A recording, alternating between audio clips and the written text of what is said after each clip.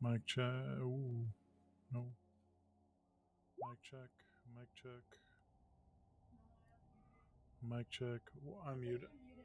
Oh yeah, I'm muted on Discord. I'm testing it in the stream because, like an idiot, I decided to try and use a new program without really testing it first, because, you know, still raise Tuck, still raise volume or no?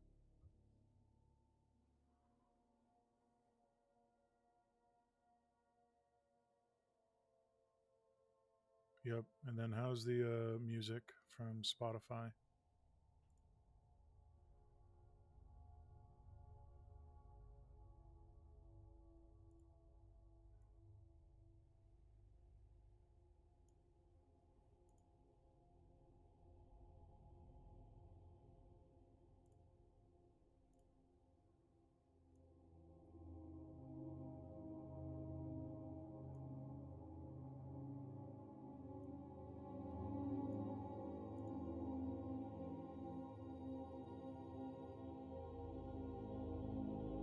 How's the microphone now? Would be pointlessly claimed and blocked on YouTube. I mean, it's going to anyways. I don't really give a shit.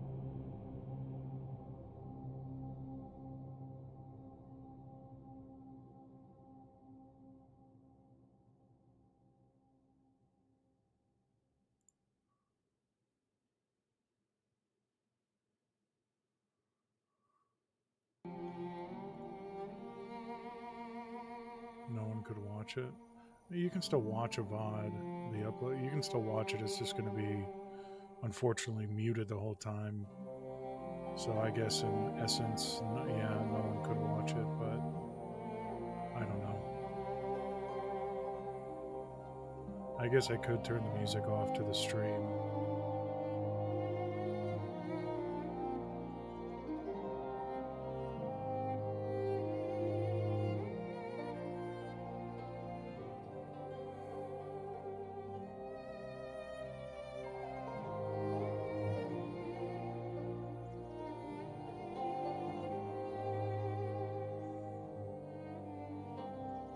Oh well, we're going to go with this for now until you or someone else says something different.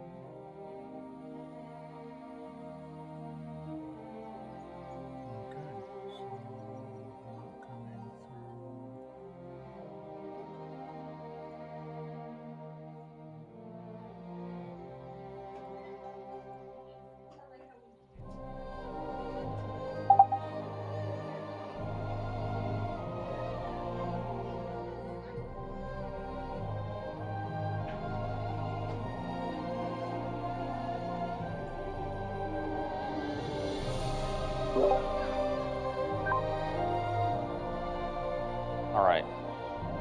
Are we all ready? Are we all here and ready?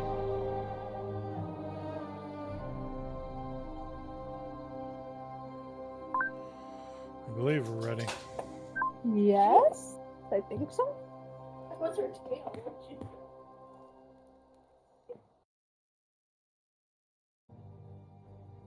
Okay.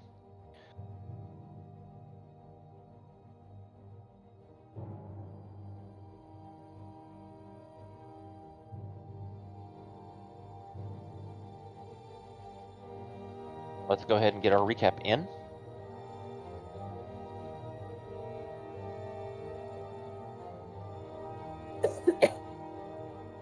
I have found my notebook and took notes, so I can do it.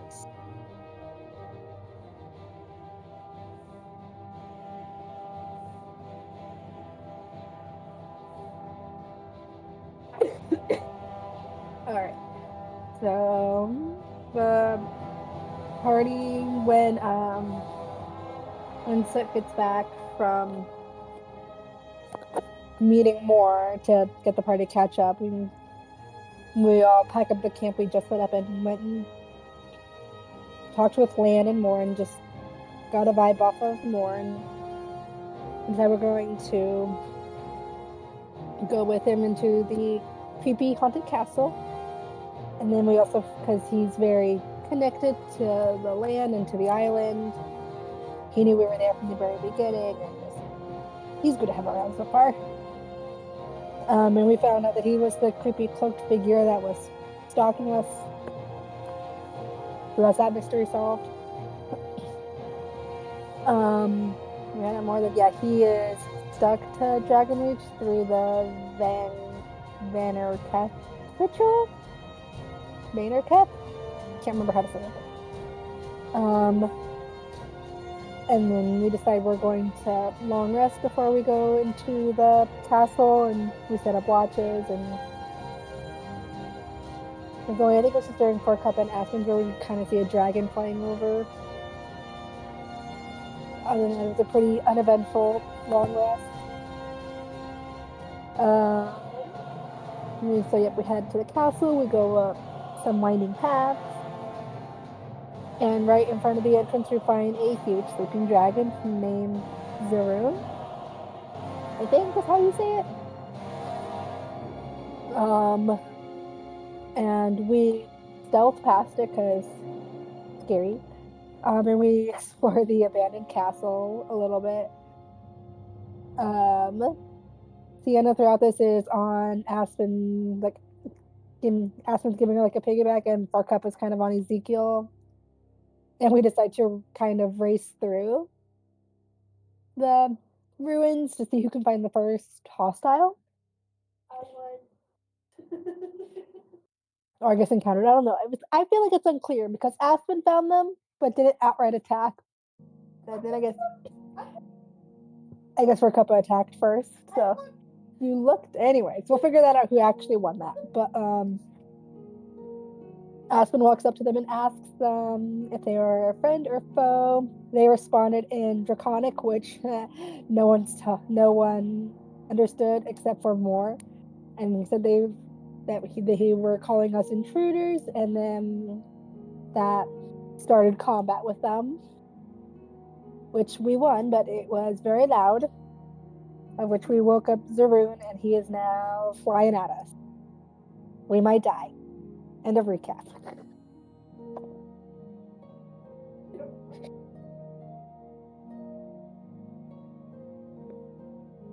All right. Take 1d8 of inspiration.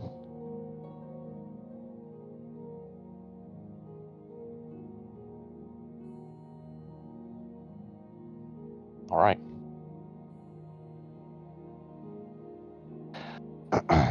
So, the last echo of battle fades away. Your ears still ring from spellfire and steel, and the scent of ozone and dust thicken the air, and then from above he speaks. I gave you my silence. You shattered it with fire and thunder. As Zaroon lands with a crash, his wings furl, talons gouging into the stone. His bronze scales shimmer faintly, veins of lightning tracing across his flanks like stormborn scars. He towers, not just in size, but in presence. Judgment radiates off of him, like a heat before the storm. Explain yourselves now, he demands. And that's where we begin.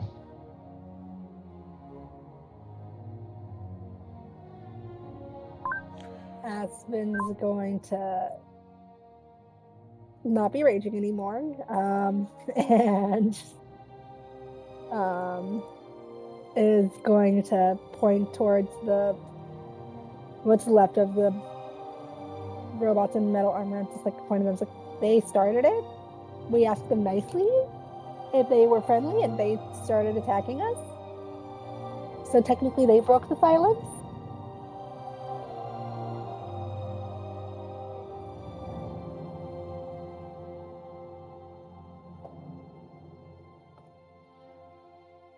We were just walking calmly through the castle.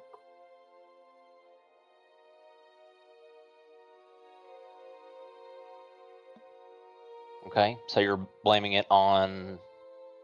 This is me as the The robots in the metal armor. Can't remember their exact names or their types, but yes, the blaming it Tideborn on them. Sentinels. So you blame it on the Tideborn Sentinels. All right. Yep. So Zaroon, he looks at this tiny mushroom folk and tilts his head slightly. His massive eye narrows as it glances towards the shattered sentinels, then back to Aspen. The constructs spoke Draconic. You didn't understand. You stayed anyway. Its low hum builds in his throat. Bold of you, little one, but unconvincing. Still, better to fight the dead than wake me. Suppose you chose wisely. Until the fireball. His eyes shift around to the rest of the party.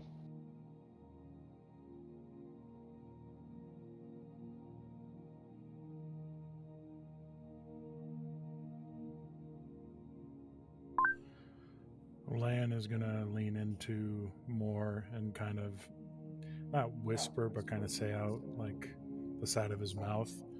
Do you know this guy? Can you put in a good word for us, please, so he doesn't eat us?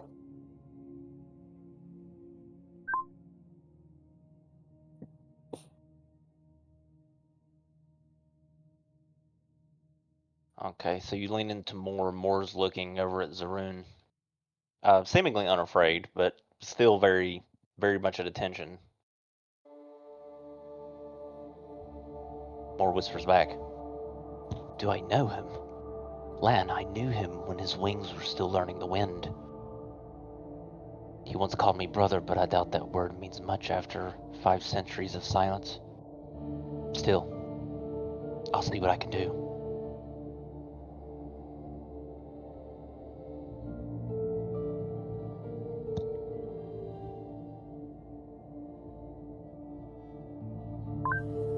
Lan is gonna say back to him, yeah, we don't need to be best friends or anything with him. We just, like I said, we're trying not to get eaten so we can carry on our mission. We didn't mean to disturb him. We're just trying to go peacefully, at least as far as he's concerned, peacefully on our way.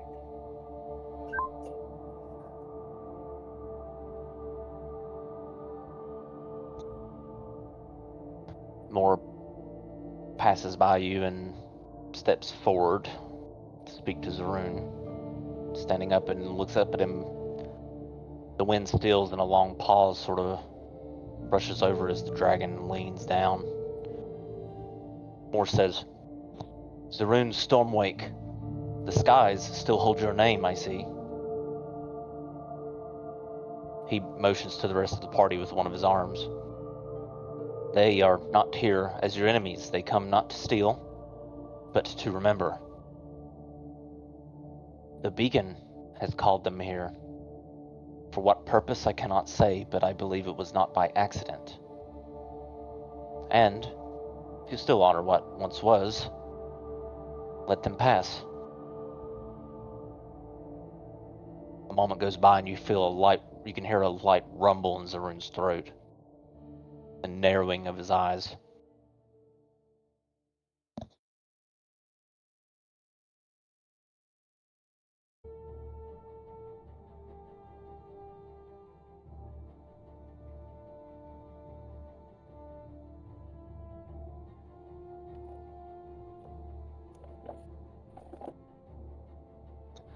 And then the wind sort of gently breezes by.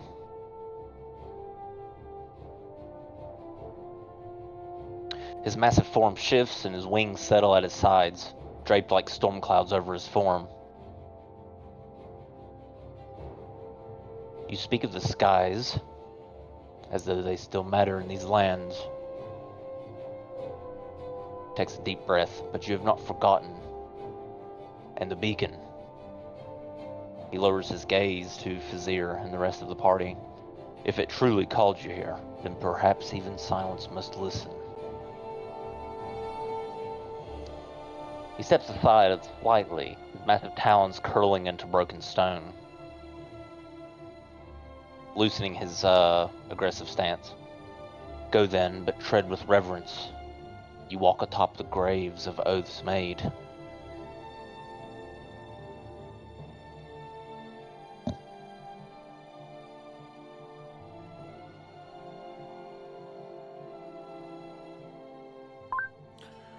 Lan is going to call out and say,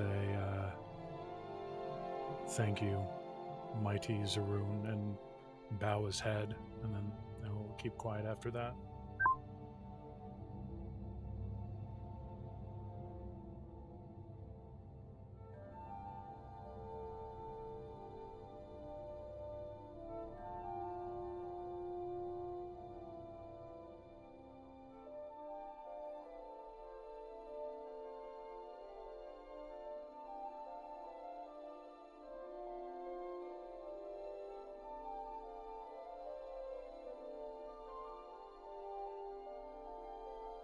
Aspen's also going to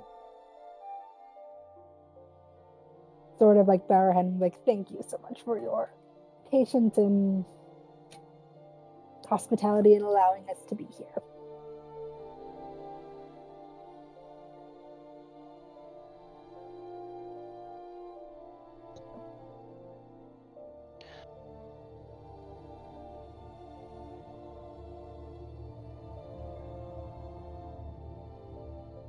Zaroon nods and looks over the party.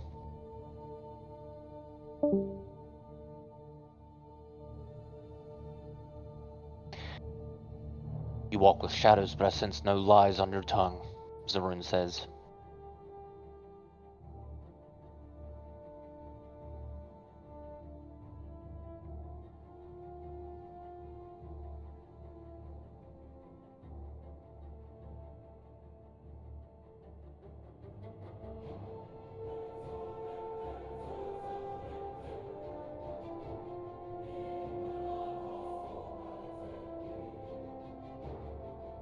So for a moment, the dragon, Zaroon, he shifts his weight over to this part of the wall, and or he'll actually probably get on top of this, where the building. He wasn't sleeping on this one, but he'll get on top of this part, and the part that he can, and he'll just kind of I guess loaf there, but remain awake in case you need to, I guess, interact with him again. Mord turns around. Good. It seems telling him that you brought the beacon was the best move.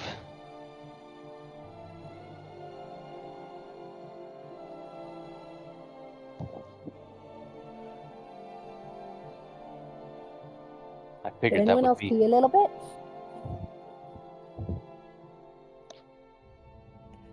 No, just me? Okay. For a minute, one way or the other, she did. Sorry, Cody, I cut you off.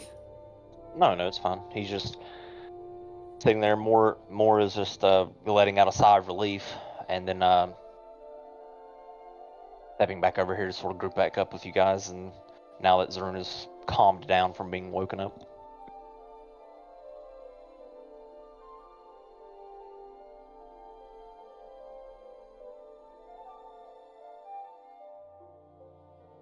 Alright, I guess.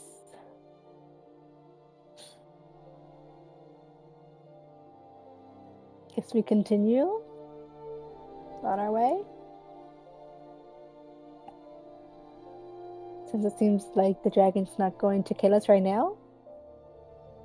I agree. I think we should move as long as he's fine with it. Let's not give him the chance to second guess that decision and change his mind. Keep moving.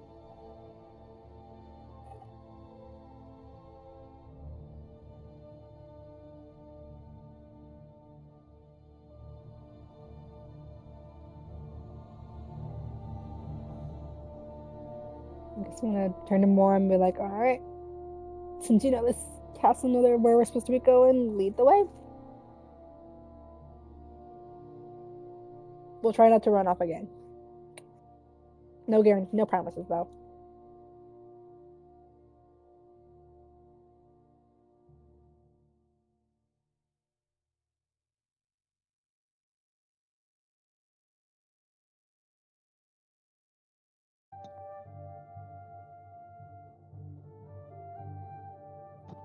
He looks around.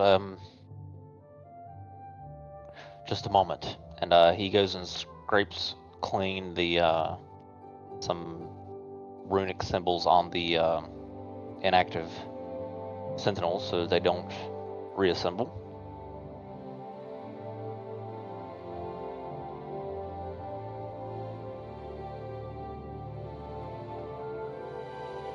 And then he motions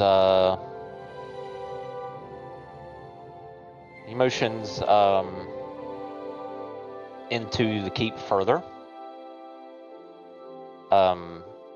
which would be, he thinks as he remembers it, to be the easiest way to get to the sanctum below.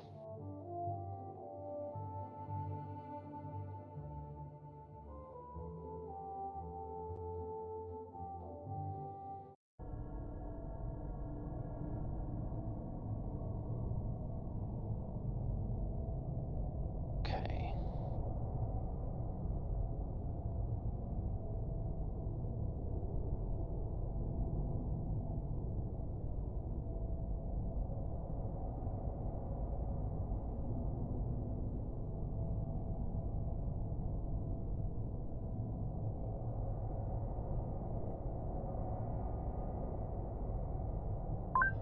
Are we going to free move, or do you want us to roll initiative?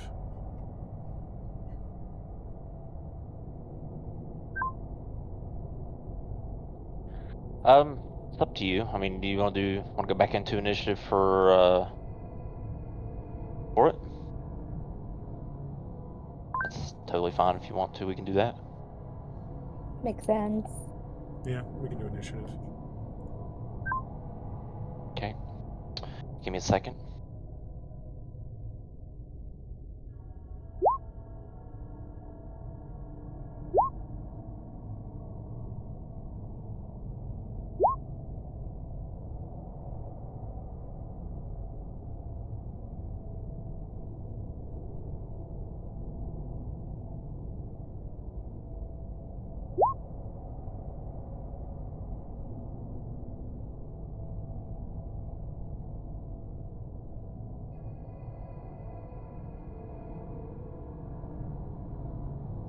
Okay.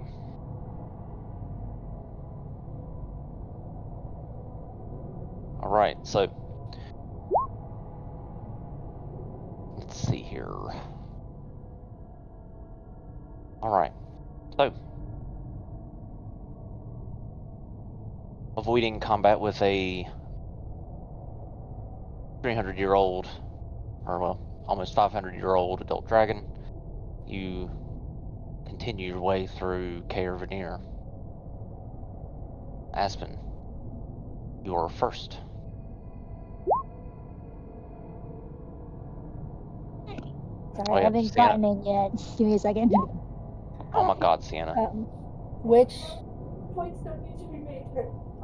I'm direction sorry. did My baby is hungry and I'm trying to get her to feed him. It's okay. which way did Moore point is the best way? I don't know if I saw. To the north of you here, and The then north? Oh, okay. yep, and then I think it's to the right. Alright, this one's gonna move. 15, 20, 25, 30, 35, 40. And it's going to stop right here and wait for the rest of the party. And that's the end of my turn.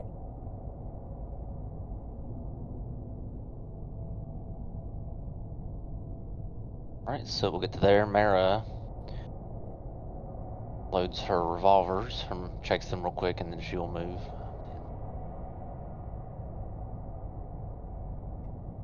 Dash to here. Taven.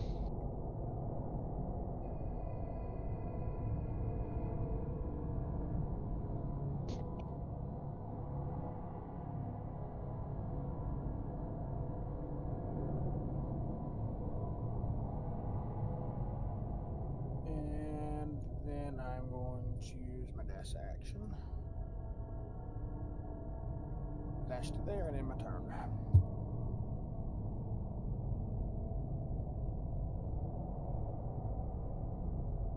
Okay, Ezekiel. Okay.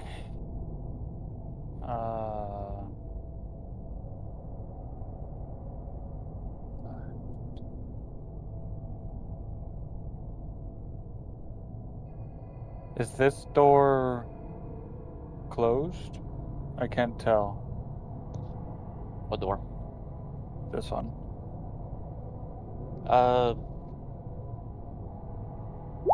Yeah, it's closed. Okay. I'm going to dash. So.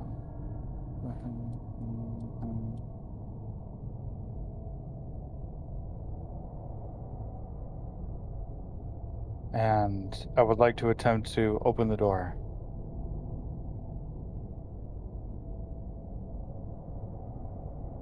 Okay, let me see what room this is. Okay.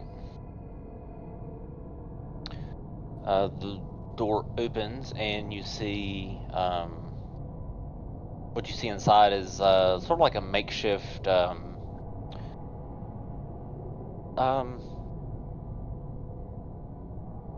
seems like its previous use was a resting place for whoever.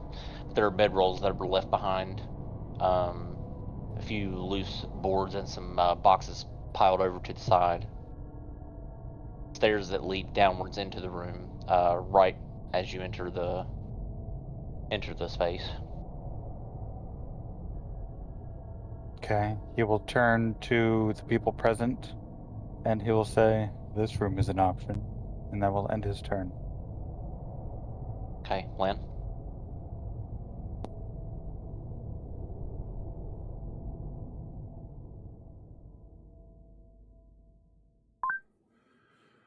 Okay. Lan is going to try and catch up. So what are we at? 10, 20, 30. And then Lan will dash. 10, 20, 30 to there. And that will be his turn.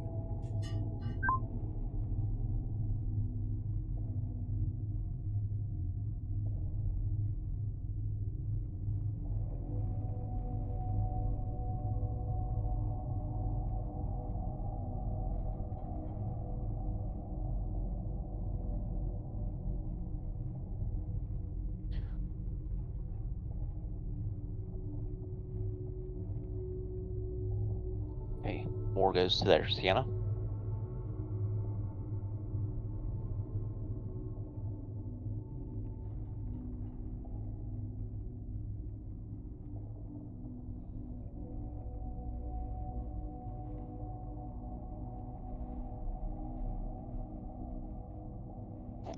I'm having a hard time seeing the grid lines. Maybe I'm just blind. I don't know. Oh, stop. What now? 2, 4, 6. I don't think it's better. Or I can't Alright. tell anyway. What now? It might be a bit better. It's also kind of hard with the bricks on the ground. So many squares. All right. Yeah, they're like solid black right now and bold.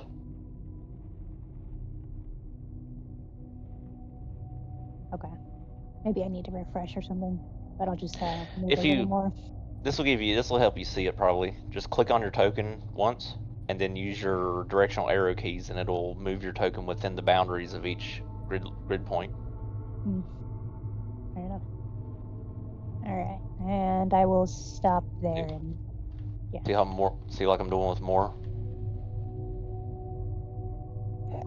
okay, I see. That's about how big the 5-foot blocks are. Okay. For cover.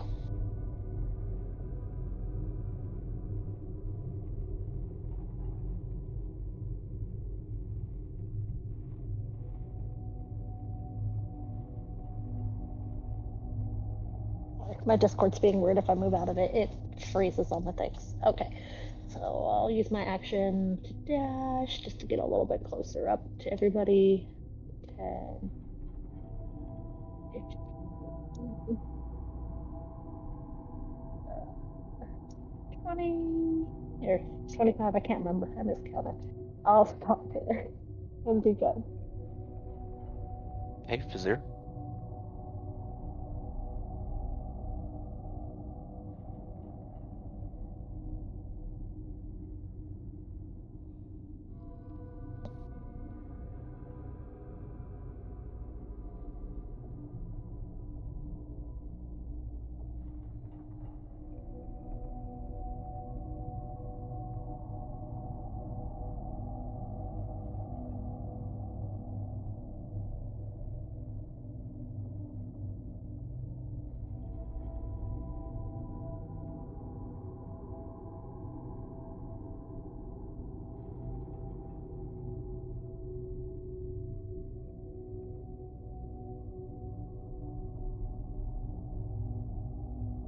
Ending there.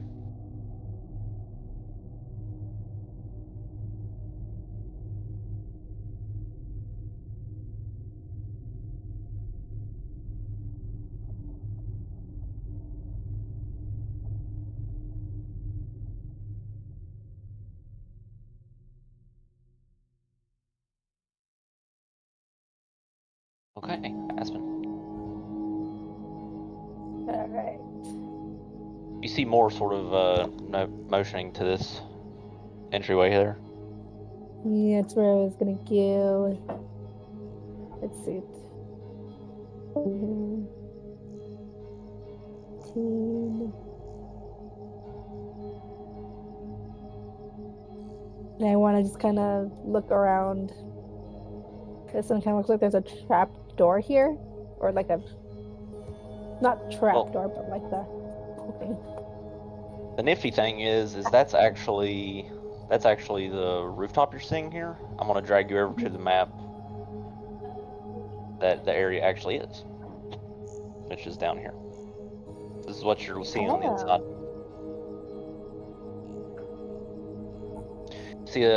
You see a set of stairs that go down, and then a ladder that goes up, which would be where that trap door is above you.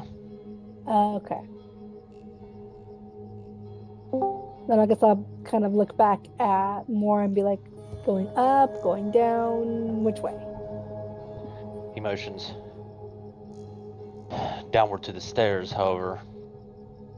This is soon where I part from you, for I am banished from entering the sanctum.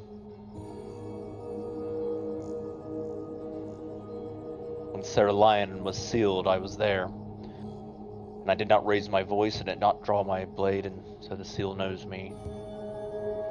My presence would be poison to the balance, the magic would collapse, or worse, consume me to feed it, so you must go on without me. However, I will show you the way.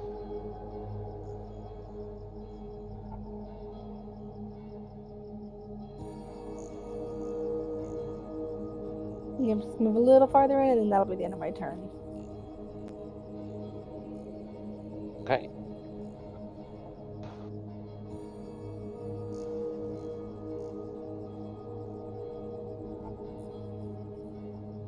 Soot will also come in,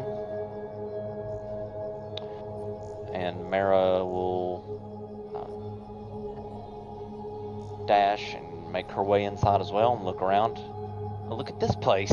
she says as she sort of kicks a barrel, see if there's anything in it. Taven, your turn.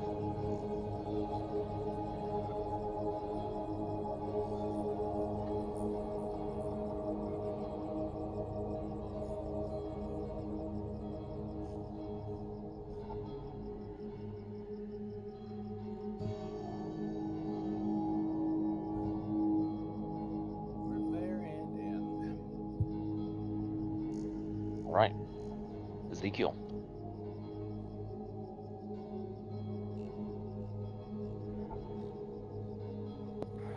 Real quick before I enter, can I just look at the foot of the door and verify that there are no tripwires or anything? Sure. Investigation check.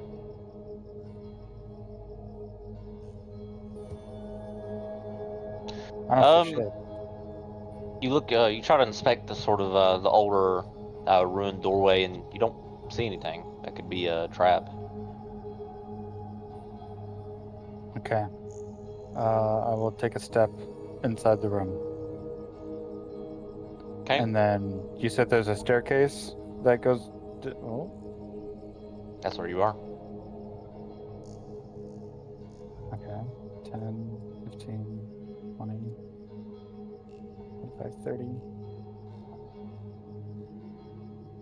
Are well, You see the bedrolls and stuff laying around as Okay. you did when you walked in, and a staircase that goes down. okay. I'm going to dash. 5, 10, 15, 20, 25, 30. Now we'll get to there. All right, you see the stairs. Obviously, they go down, and they don't wind too much before just kind of descending. Looks like around the corner. You can't really tell. The smell is a little bit musty and more steel in the air. Land, your turn.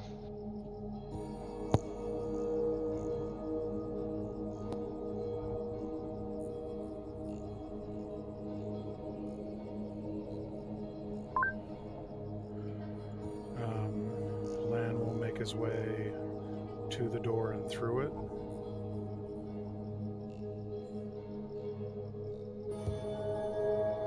Okay.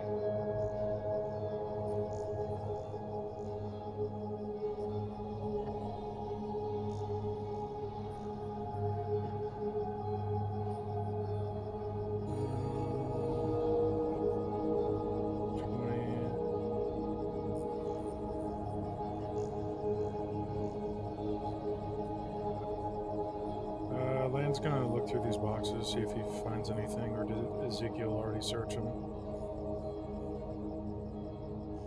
I did not. No. I basically walked into the room and went directly to the stairs. Okay. Then yeah, Lan wants to search the boxes, and are these chests actually there, or just part of the map? They're there. Okay.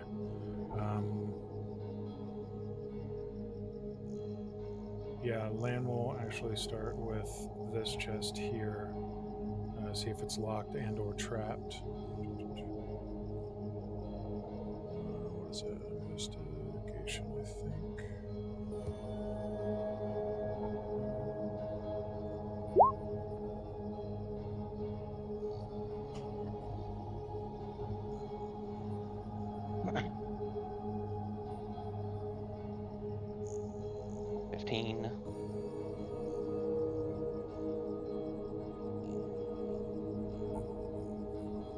Okay, so this room, in the box itself, you see like a Tideborn Empire military, like, sort of insignia on the boxes.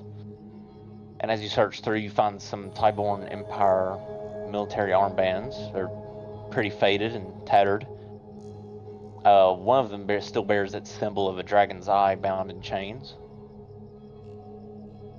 You find a half-empty vial of blackened ink and a broken quill. A folded scrap of parchment. miraculously preserved in an oilskin pouch. You see a rusted longsword. Seems ceremonial in its make. Now it's can't be more than scrap. It's of no use. The pommel bears the signals SV and a pouch containing 11 platinum pieces stamped with the Tideborn crest. Long out of circulation.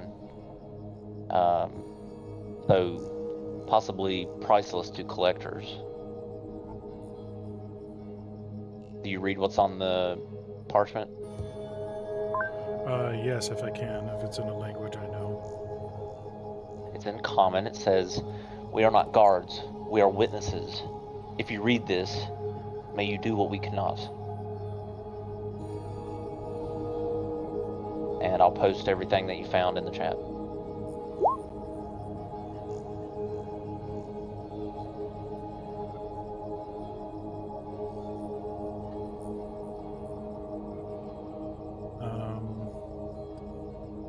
Is the long sword naked, or is it in its scabbard? It's in a like a fancy, like, I don't know. I guess it's in a scabbard. Yeah, it's not too fancy, but you can tell that the scabbard was like military issue, but issued to someone of knighthood in the Tideborn Empire. Okay. At least that's sort of what the Knights of the Tideborn Empire. It looked like they wore in the Codex, which is something Vizier would have mentioned as he read the Codex. All right.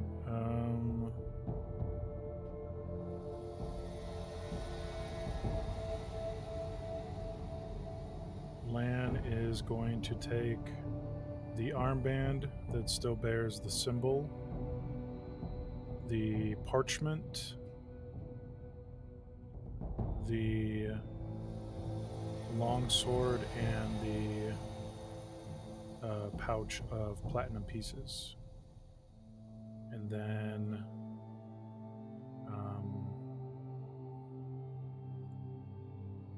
he would also want to investigate the chest here, but if we need to wait for my next turn, I can wait.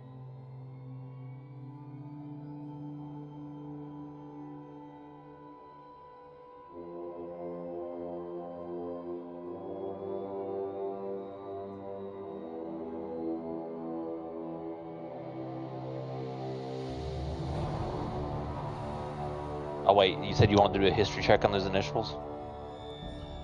Is that what you said? I forgot. I wasn't. I'm sorry. I was No, distracted. you're good. Yeah, we can do that. I actually wanted to also loot this chest, but if we needed to do that on like another turn, I can wait for the chest. But yeah, if I can do the history check on the letters, I'll do that. The chest we'll have to do on a different turn. Okay. I'll let you do the history. You can do the history check now, though. Okay.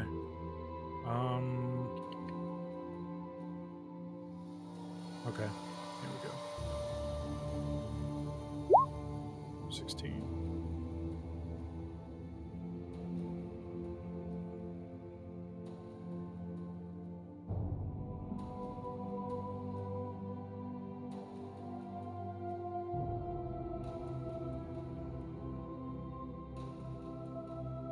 You study the hilt and you run your finger over the worn initials SV. A flicker of memory strikes, but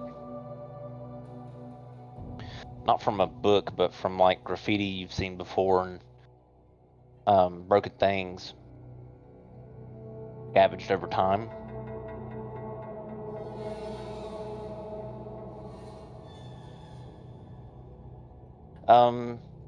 There's a story of a knight named Cerulean Vale. Or Cerulean would be his Tideborn pronunciation.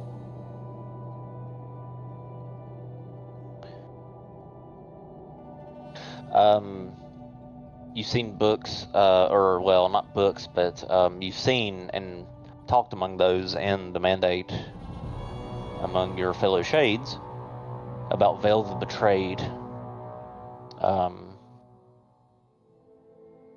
which was also something that was spoken of quite a bit in your homeland.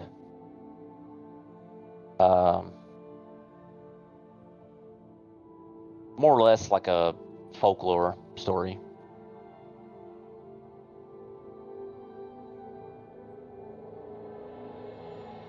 That's about all that you get, though. Okay. That will conclude Lane's turn.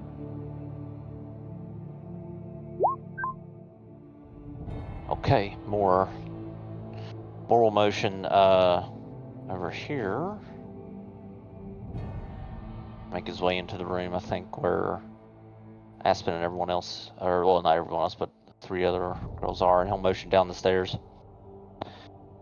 This is about as far as I can make it, so down the stairs would be the threshold. And you're going to need the beacon, I assume, to get past the barrier.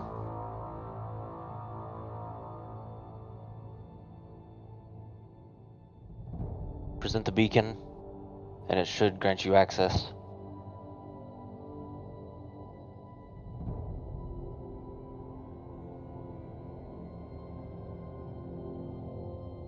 And Sienna, now it's your turn. Okay. He will step out of the room after explaining that. Is this where people seem to went? Yeah. Or go? Lan and Ezekiel went up the stairs to the left. Aspen went in here with Soot and Mara.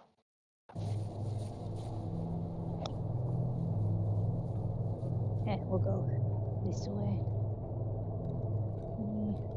20, 30. Then I'll dash to go inside wherever this goes. Well, you're actually looking at the rooftop of the building there. This is where you would be as you walk in. Oh, this is a tiny room. Yeah, it's a small room. Then I guess I'll go back out because there's already 3 people in here. I think 3's already a crowd. Once it was Okay. my turn, I was gonna go down the stairs and there'll be more room. Just give me a second. Unless you want to do piggyback again. Nope, she left. Bye bye. Well, Sienna, now you know what's in there. What the inside looks like. Yeah. Let's see. Let me get back to stairs.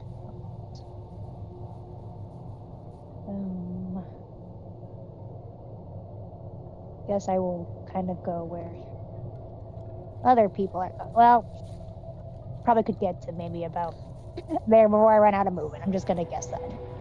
But yeah. Okay. Alrighty, for Cuppa. You see famously the party is splitting. What do you want to do for Cuppa? Which way are you going? Thinking about 10, 20. Just peek my head in the door to where Lan and Ezekiel are there. She's there. Guys, we just told Moore that we were gonna stay together and not wander off. How is this not wandering off? He said that way, pointing back out the door. Okay, come on now. Just watching him in there and she'll be done. Lan will respond to Forkuppa, just kind of mostly distracted, and just say, yep, be there in a second.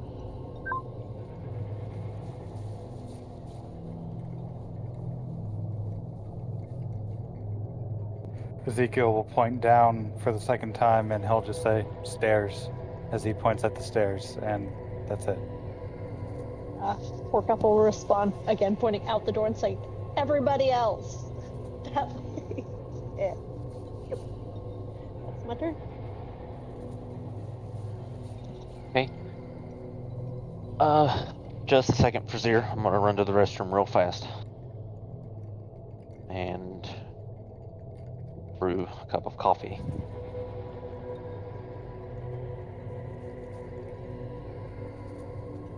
Ari.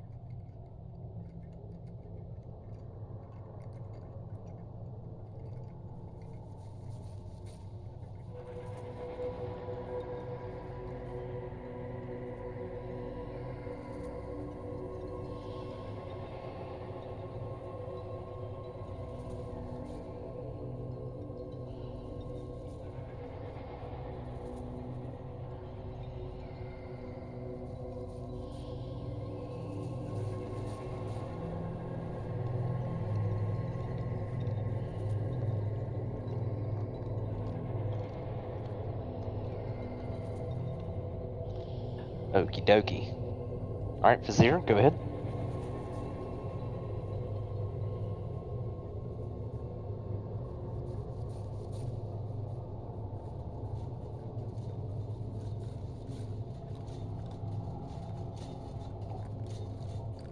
Going in. Okay.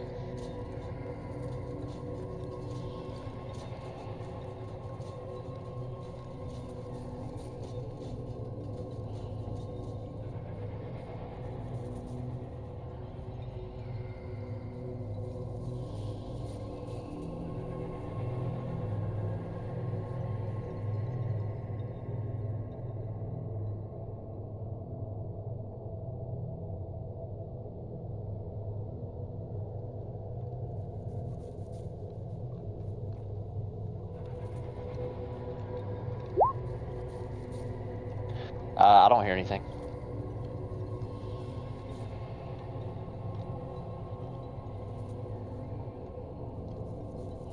I assume maybe I thought you were muted or something.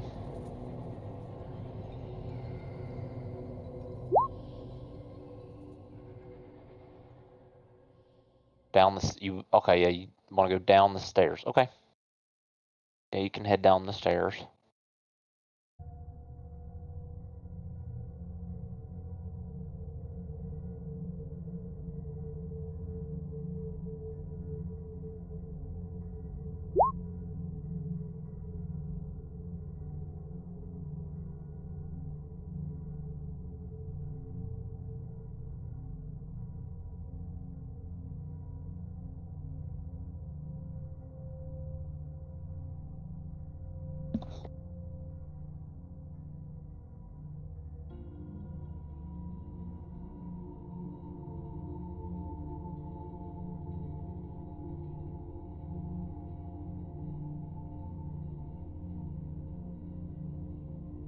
That's where you end up.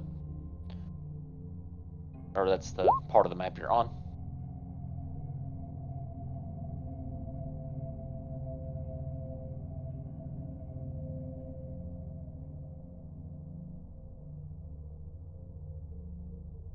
Okay.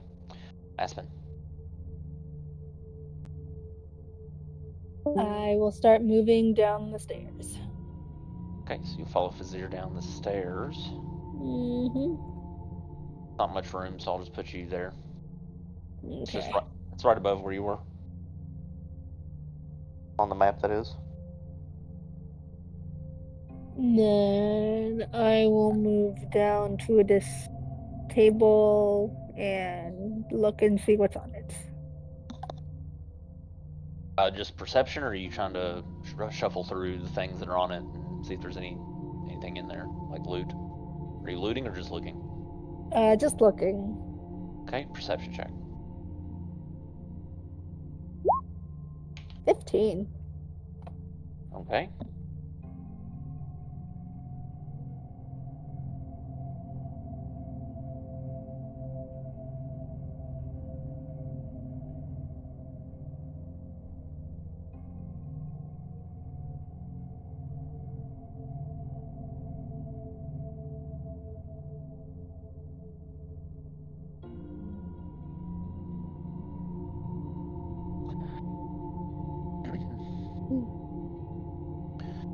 So in this dimly lit room, there's sort of like some sunbeams cracking through.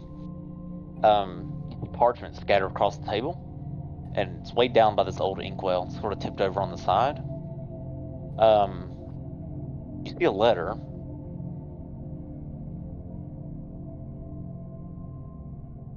In Tideborn script.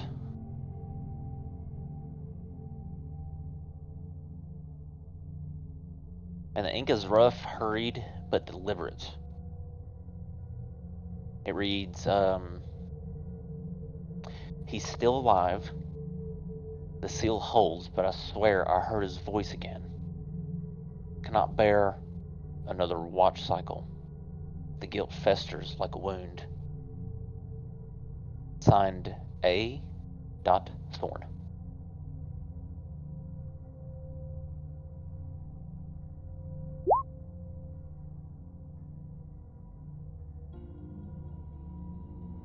This is more like a watch station, you think? As the ladder that is in the room above you probably goes up to the watchtower where the archers and stuff hang out. Or well, now where the dragon just patrols and does his thing, but you know what I'm saying, Lord of the Tideborn Empire had watches. You get it.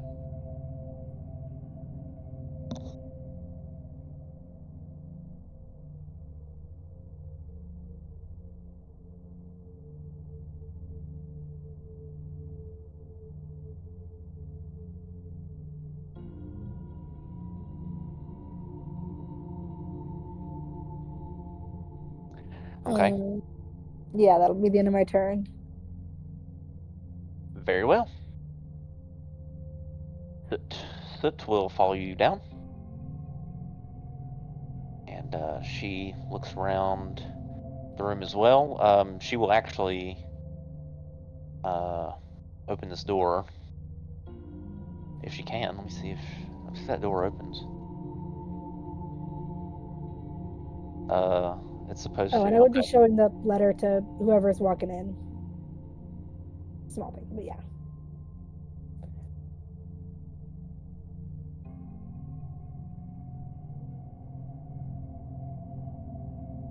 Okay, so this is a door right here, but I accidentally covered it with lighting. So she's just outside that door into the next chamber. Let me see if I can erase that.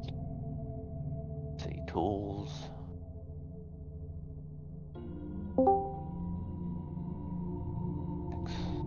Lighting.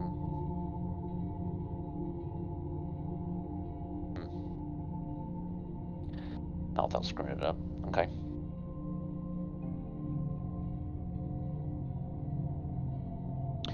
Soot will call back and say that she's in a sort of an more open chamber now. It looks like a sort of a barracks with training dummies and stuff around. She will call back to you, and Mara will make her way down as well on her turn, and go past you guys, and follow Soot into the area she's at. Mara comes down. She will go into here. Sort of look around. Scrape her feet on the rug here disrespectfully. Taven, your turn.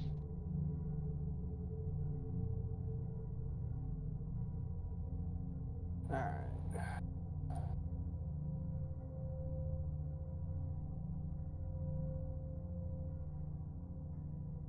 I'm going in the door.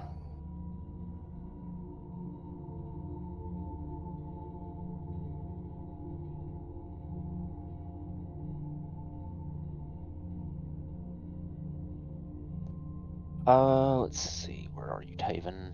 Oh, you're going in that way? Okay. Yep. Alright, you end up in here at the top of the stairs.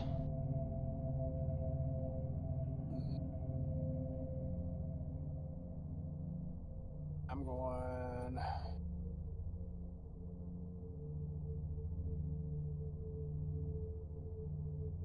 And in my turn there. Alright, Ezekiel.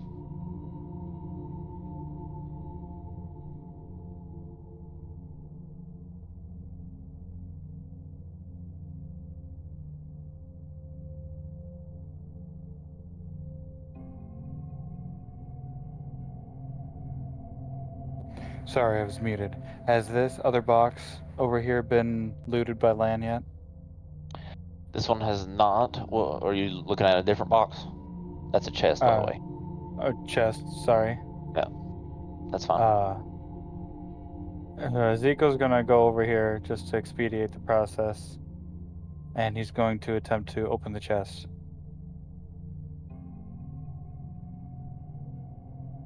Or look at the chest and see if it's locked first.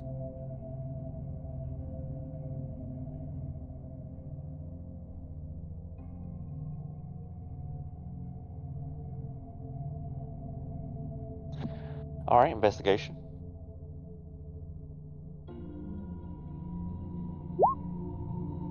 Jesus Christ. It doesn't appear to be trapped, but it is locked.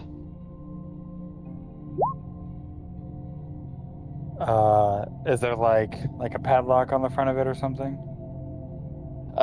It looks like the lock is part of. Well, actually, hang on. Let me look at this chest. Yeah, this chest has like an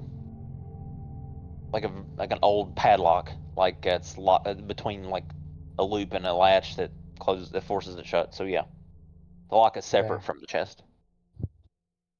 I'm gonna try to think with my fists, more specifically my foot. I'm going to raise my foot up and try to like step on the padlock in like a forceful manner to try to like kick the lock off and break it. Okay, strength check.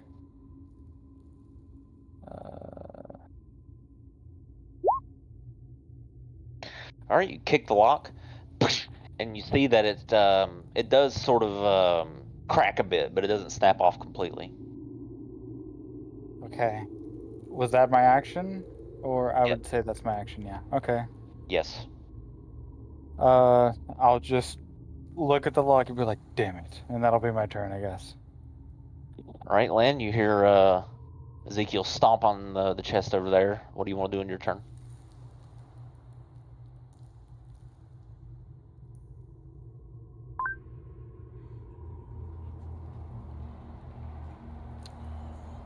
Lana's going to look over at Ezekiel and say, do you need help or do you got it? And as he says that, he's just kind of hold up the lock picking tools and kind of wiggle them back and forth.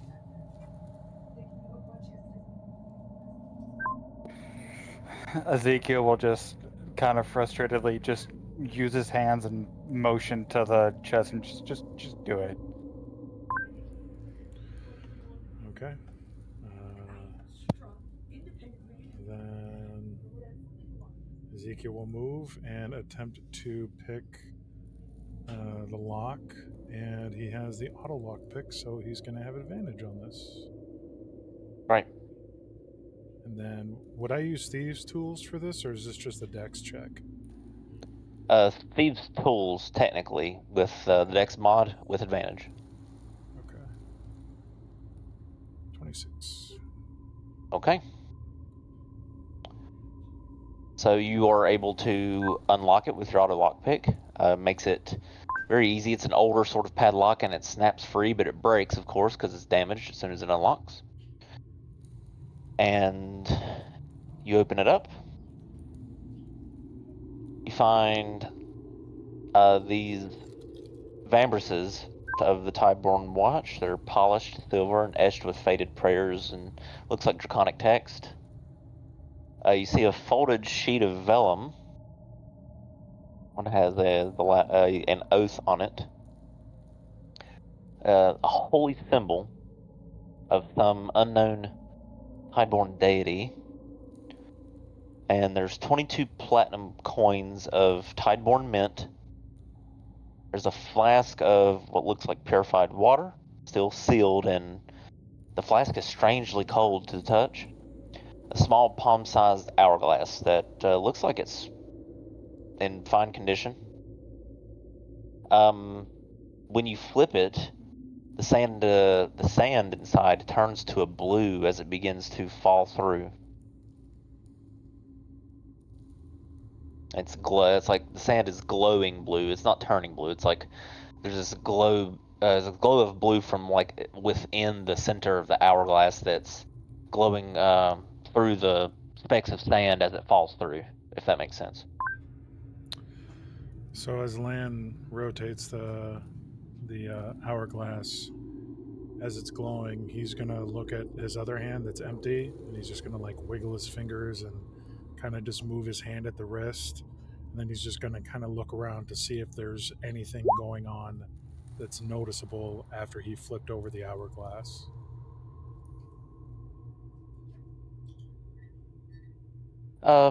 No, it's just it sort of glows blue.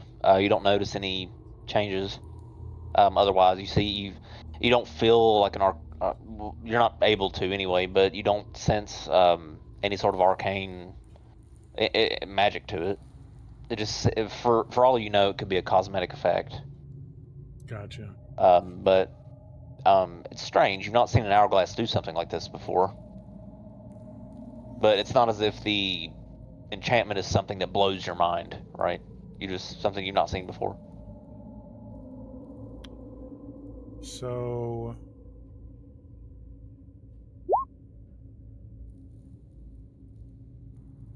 let's see. I'm posting in the chat all the loot. Let's see. So Lana's going to take the pouch that he had with 11 platinum coins, and he's going to hand it to Ezekiel. So he's going to hand him that, and then he's going to keep the pouch with 22. He's also going to keep the flask and the hourglass. He's going to make a mental note to go to either Vizier or for Cuppa to get those identified. And he is going to kind of motion to Ezekiel the other 3 items, the van braces, the folded sheet with the oath on it, and then the holy symbol. And he'll point to him and say, you know, big guy, I know that you've kind of sworn off deities and stuff, but doesn't really seem, you know, anyone else would really know what to do with this stuff. So I'll let you decide. If you don't want him, at least give him to for Cuppa to put in the bag of holding. But I don't know, this sheet that says the last oath on it. I mean, you're a paladin, right? Might be an interesting read. I don't know. And then he'll, after he finishes saying, he'll leave the 3 items in the chest and kind of turn and walk back.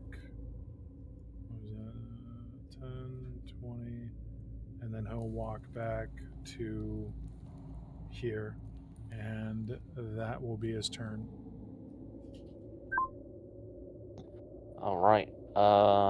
Moore is going to do nothing. Sienna, your turn. I guess I'll call up to Fort Cuppa. Where are we going?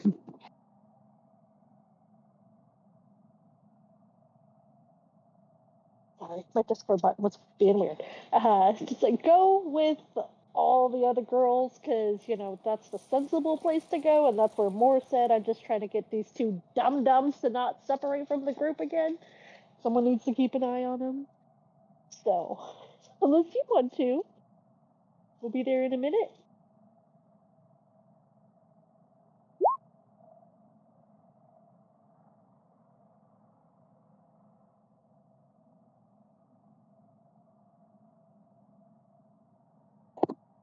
Okay, I guess I will go back then. That seems to be where we were supposed to go. So I guess I will go back to tiny room.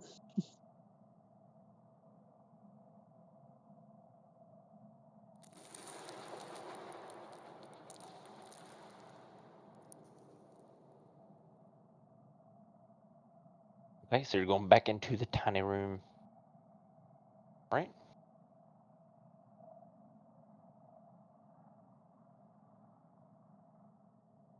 you want to go down the stairs, or do you want to do something else in that room? I'll go down the stairs. Okay, you guys see Sienna make her way into the room.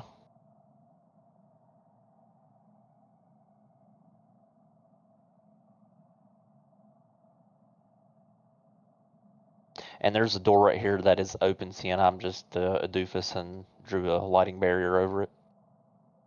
But as you come down the stairs, you see Soot and Mara are over in that sort of more of an open barracks-like looking area. Would I still have some of my movement left, or would that just getting there kind of use up my movement? Let me see. You'd have to dash. Okay, yeah, I'll just dash into the other room then. Okay, 15 feet to there. All right, let's see. You're okay. I guess I'll just kind of turn 15, and I'll just end my turn there. All right, for Cuppa. Poor Guppa's just watching all the ridiculousness happen with Leia and Ezekiel's failed attempt to open the chest. And she's going to look at him and starting with Ezekiel. It's like, hey, Mr. Smash, and then look over at Leia. Mr. Grab, can we go? Are you guys done playing Explorers? Everybody else is walking away. You're going to get left behind. I'm going to leave you guys here in a minute. And just start walking down the stairs.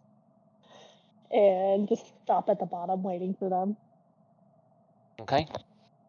Vizier, what would you like to do?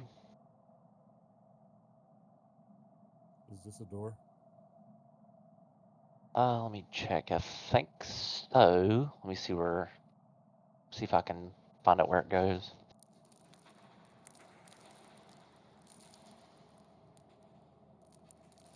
Yes, it is. Is it locked? Investigation.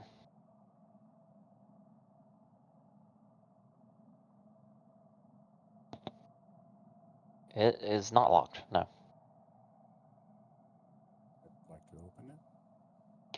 Okay, so you go open the door, and what you see is this outdoors, kind of like an archway that overlooks the rest of Dragon Reach. It looks like this over here. So this is the room you left, and that's obviously the rooftop. But see, you're down here, maybe 30 or 40 feet down on this sort of balcony-like archway that overlooks the road down there. Gotcha. Yeah, I'll go back inside. Okay.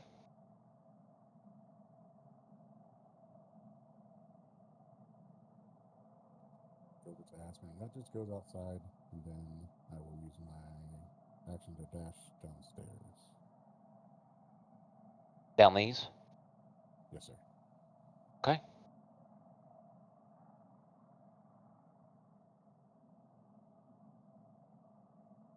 You are now here. Wait, no, that's not it. That's the wrong one. You are now here.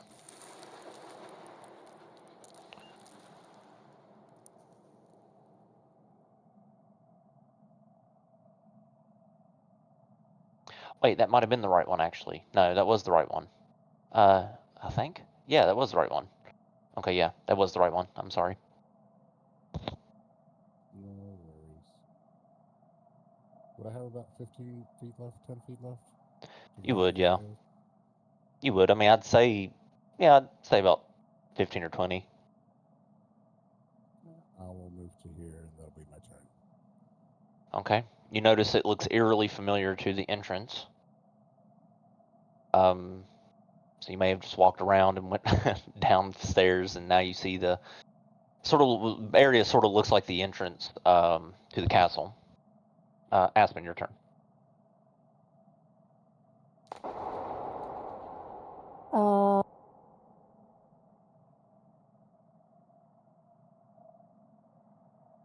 While still holding the letter, Aspen's gonna follow Soot and Mara and them. Can't get them. Thank you.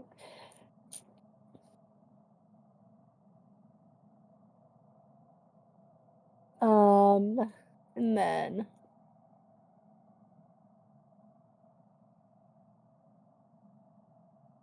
can Aspen make a history check on A. Thorn? A. Thorn. Okay. Sure. 3.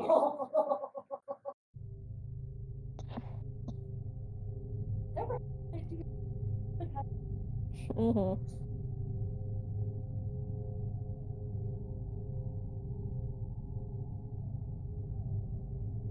All right. So try to remember as best you can. But the only Thorn you know of would be this drowned tyrant that you've just recently heard of due to the calamity in Brinehold.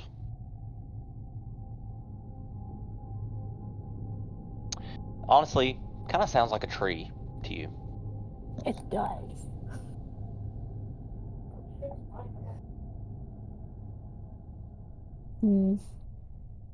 All right, and then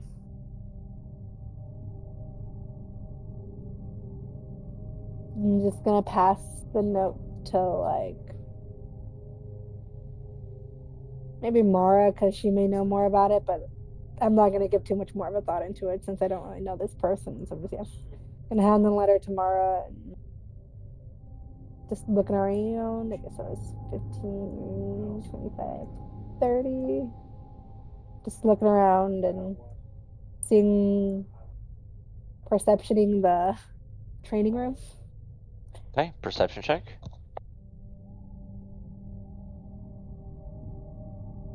22.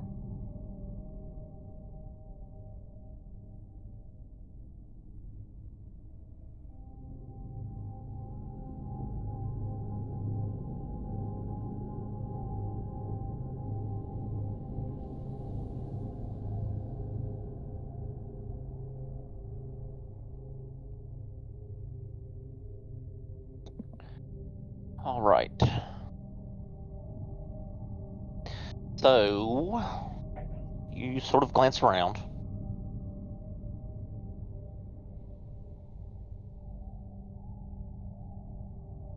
In this room.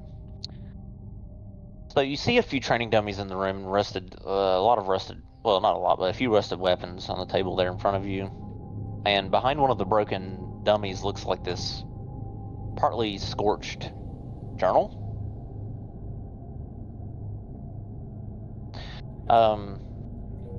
Inside are like scribbled drills and crossed out orders and a final note. It says they say Cerleon's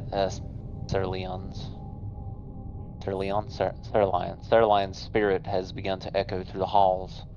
The dummies twitch at night. I cannot sleep. Then you also find a stashed dagger wrapped in oilcloth under a cot. And from what you can see, the blade from this distance seems pristine. Someone was planning to survive but never left.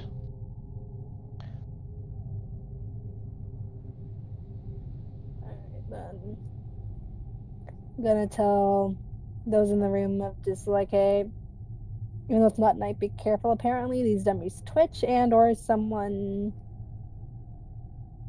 around here may be extremely paranoid. Either way, keep an eye out. And that'll be Okay. my turn. Okay, Soot will make her way.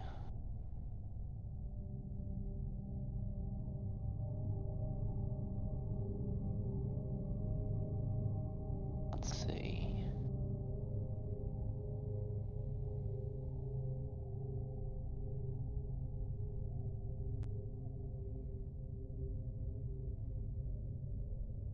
Past here, she'll note that there's supposed to be double doors right here where these barrels are blocking the door. There's supposed to be doors right here, so she'll point at the doors and state that this is, as she reads,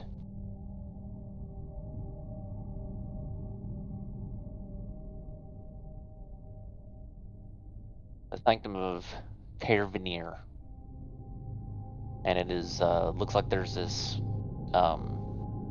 sealed magic lock on it that we'll point out. On Mara's turn, she looks at parchment.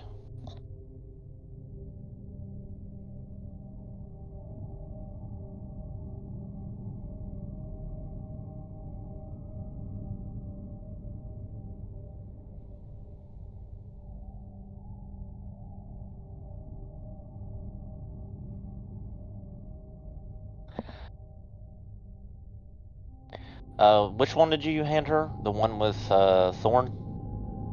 Yeah, the one where it's like he's still alive, the seal holds, all that. 8 dot thorn.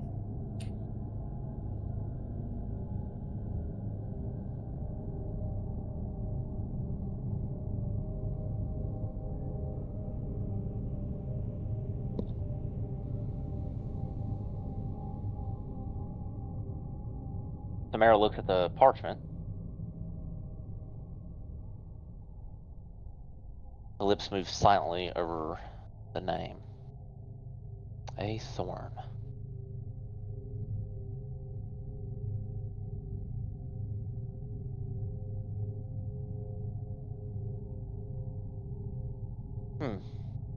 Well, I know it's a Tideborn name. My father used to speak of the Thorns, soldiers of honor, maybe too much of it. Some were folded into the Empire. Many, as you know now, exist in Evanthorn as the royal family. Others vanished when the oaths were broken. This one, whoever A is, might have been one of the last. They didn't guard this Cerulean because they were loyal to Sereth.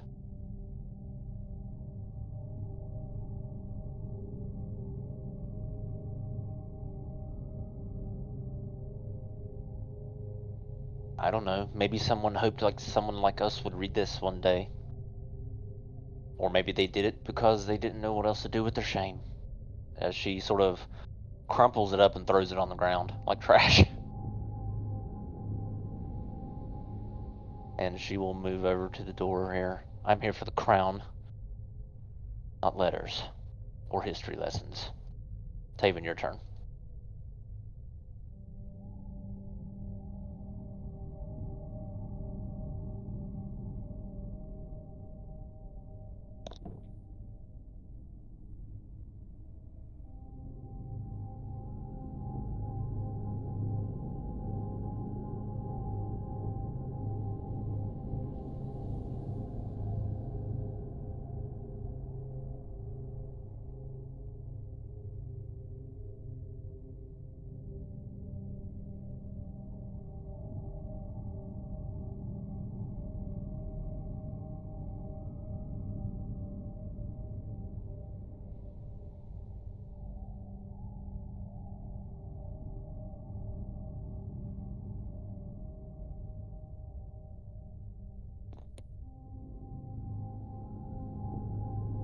Taven, where are you?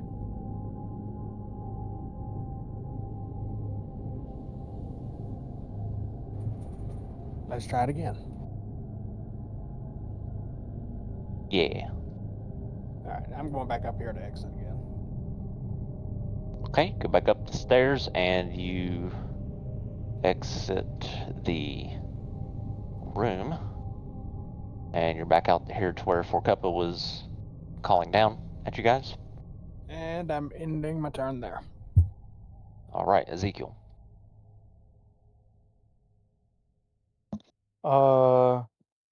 Ezekiel will kneel down by the chest and pick up the last oath sheet, and he will open it up and attempt to read it if it's in a language he can read.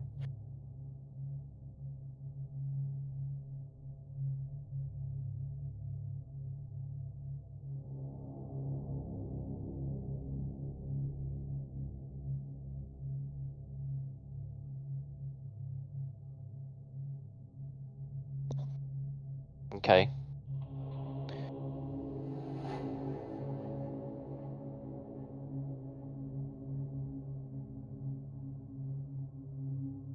Alright, so you're reading the last oath. So the parchment, the edges of it a little singed and cracked.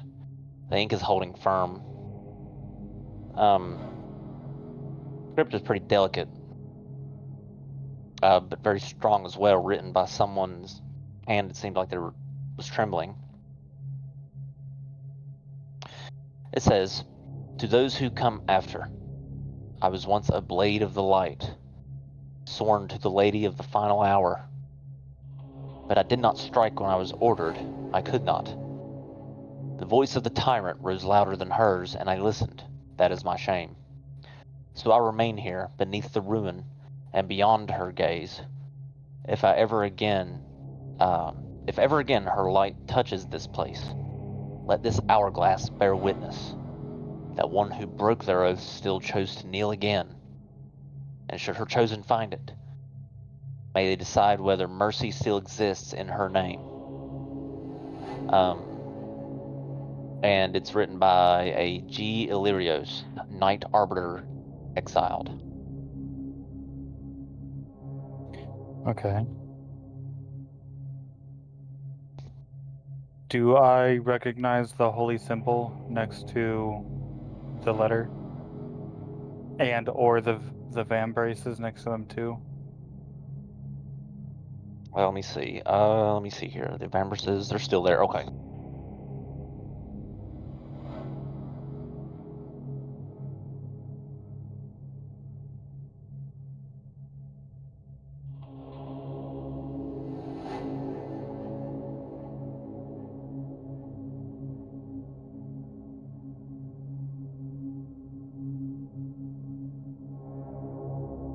So the silver Vambraces, they're of Tideborn make, and they have faded prayers, written in Draconic.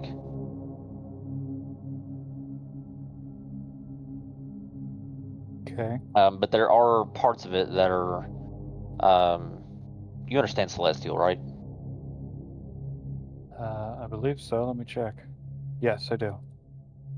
Okay, there is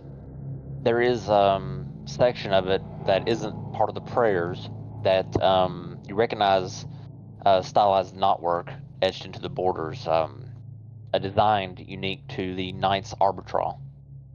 It's a forgotten subsect of Alindra's paladins, who once served in foreign empires like lawgivers, timekeepers, and executors of divine will. You don't have to roll a check for this because this is so fresh in your memory. Their motto once was, "Let no hour pass without justice." So you would know their presence here means that a Knight Arbiter of Alindra fought and fell at Caer Venir. It may also suggest that Alindra's justice extended even to the Tideborn Empire before their fall, which was before your time in service to her. The holy symbol is sort of a cracked medallion. It's unlike modern iconography of Alindra. It depicts an hourglass framed by wings, one side filled with light and the other with void. The symbol predates modern churches. It represents a version of Alindra that embraced balance, but not just rigid order like it does now. And had a merciful avatar, perhaps one that lost when her worship became more absolute. Okay. Without a check, that's about all you can recognize on the face of it. Okay. I'm going to pocket the holy symbol. Okay. And also the van braces. All right. And then I'm going to walk over to Lan and hand him the last oath sheet and ask him to read it so he can also get the information off of it as well. And after he's finished, he'll he'll say, Night Arbiter fell here. This must be a pretty dangerous place if one of Elender's paladins was vanquished here. So, we best be on our guard here moving forward.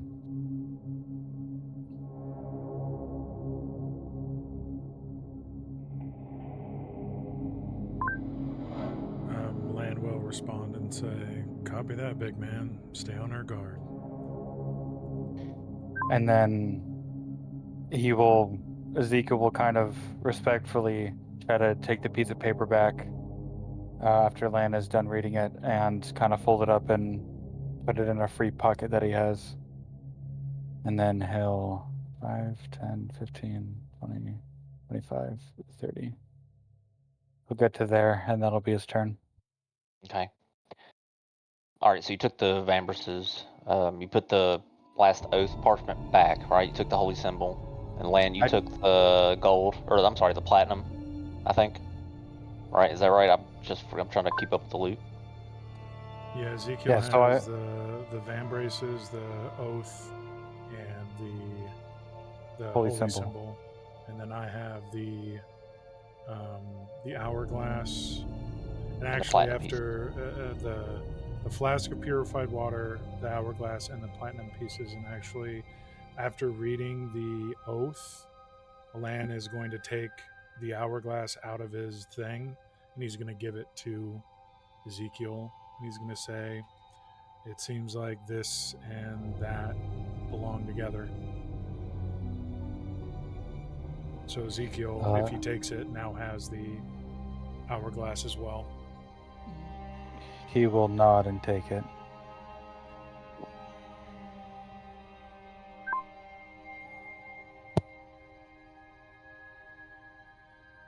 Okay.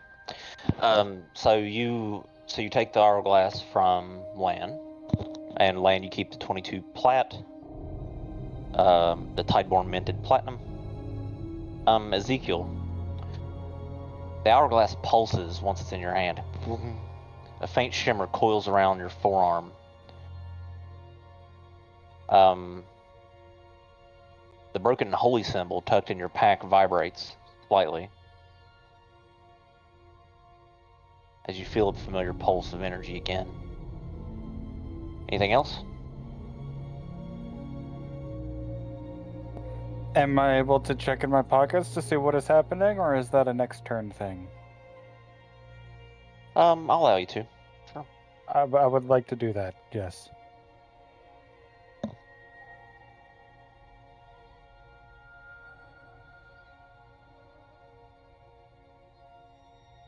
Okay.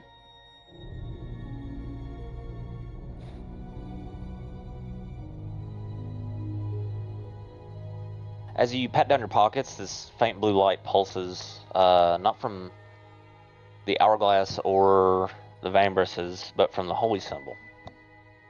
And it glows softly for a moment as you look at it, then it just slowly fades out.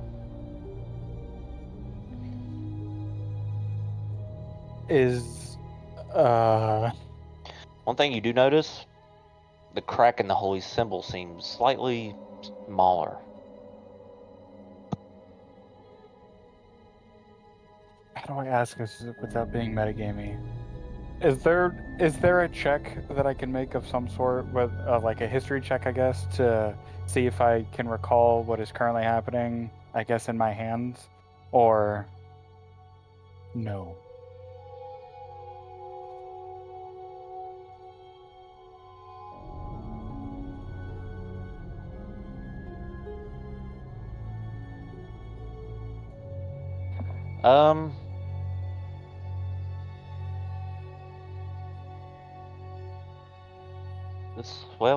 There's several different types of checks. Let me see. I don't want to take up too much of your time. You can do Arcana or Religion, I would say. I suck in both of those, so religion it is, because I'm a paladin. Here we Okay. go. I got a 7. You're unfamiliar with any sort of religious practice that would cause holy symbols to glow and even self-repair. So you're not sure. Okay. I will turn back to Lan, relay what has happened, and then my hands will very slightly shakily put the items back in my pockets, because Ezekiel is now visibly shaken with what has happened. And Okay. he will end his turn and walk out the door when he can. Okay. Lan, you notice an awakening of divine arcana as you hand the hourglass over to Ezekiel. What do you want to do?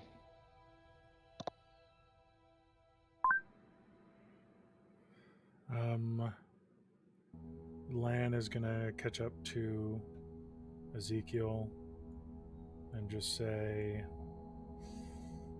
kind of pat him on the shoulder, of the shoulder pauldron, and just say, just hope for the best, friend. Just hope for the best. And then he'll make his way past Ezekiel back outside to follow Four Cuppa. Hey, Moore's turn. Nothing. Sienna, your turn. Actually, Moore's going to go back, make his way back to Zaroon. But go ahead, Sienna.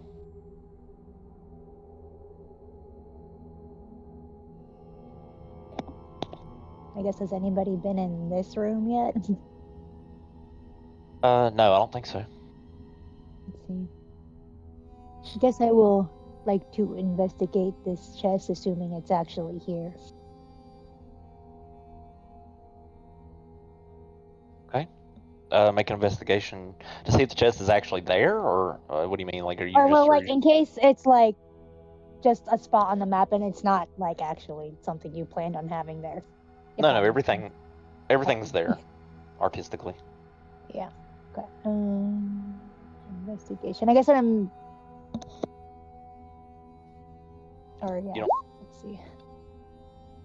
you're going to loot through the stuff. Yeah. I'd say the room is so small that one check should be able to cover your turn for all the items in the room. Except for maybe underneath the bed. Yeah.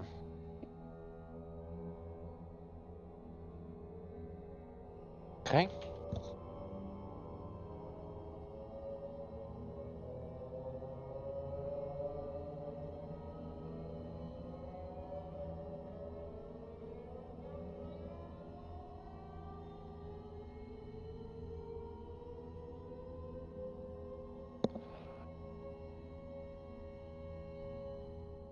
Okay, as you walk into this private chamber,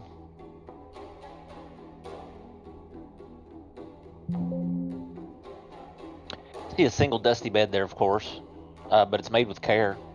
However, it's now draped in cobwebs, and the walls are bare stone. But there's like a faded Tideborn banner hanging over the bed, you see, and a sigil of a silver dragon wing crossed over crossed swords. In the box, in one of the boxes, to the immediate left that you walk in, you see a tide-worn comb, like a hair comb, and a small silver hand mirror. Both ornately carved but tarnished. You see a folded piece of sheet music, actually, handwritten in Draconic, it looks like. And I think we've already determined that you don't speak it, right? Yes, that is accurate. Okay. You find also in box number 2, hidden underneath these roll of linens that look like fresh linens that you would change out the sheets on the bed with, you found this small journal carefully tucked beneath the layers of the linens. You open it and it says, "He still dreams, I swear it. We hear him in the stones. They told me to stop singing near the seal, but he was calm when I did. I won't stop. If he ever hears me again, maybe he'll remember who he was." Signed by Morelli. Or Morel, however you want to pronounce it. I guess it's Morelli. My own NPC, I don't even know what the fucking name is. Morelli.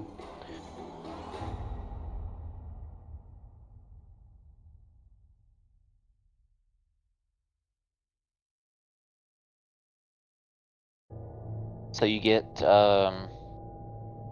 put the other two.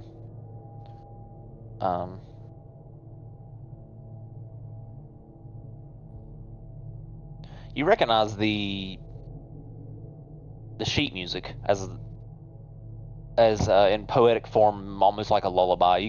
You understand how lullabies are written, so you know it's a lullaby, but it's a draconic one, and you can't read it. Is So that you just get like the lyrics, or is like the music literally written differently too? I think there's lyrics on it. Yeah, there's lyrics.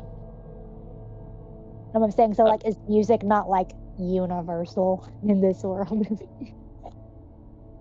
Well, to you, music is music can be wielded in many ways. You've seen, like, for example, where you're from, there are songs that only you and a few others know that when they resonate and weave in with your magic, they can unlock secret passageways or doors, things like that. Or in your case, cast spells, right? So in that way, you know music differently than many other people. But for the most part, music's it's a pretty common. Everybody listens to music in this world. If that's what you were asking. But are you asking like if you recognize this song as being popular, or? Well, I guess more like, I don't know how to explain it. I couldn't play the notes just if I wanted to. Like, I can't read the music. Oh, so you're trying to read the notes and without singing the lyrics. Okay, gotcha. Understood. Yeah, well, I'm assuming if it's in like the lyrics are like in Draconic, I wouldn't understand, but like, I don't know. Are the music notes. notes the universal? Yeah, music notes are universal, or like a universal score across Forlonde. Okay, Yeah. that's kind of what Yeah. it was. Okay, so I could play it, I just don't really know what the words are. I'll post what the words are in Draconic. But not like it'll do you any good. Yeah, I'll just have maybe someone translate it later. But I figured I could at least know what the tune is.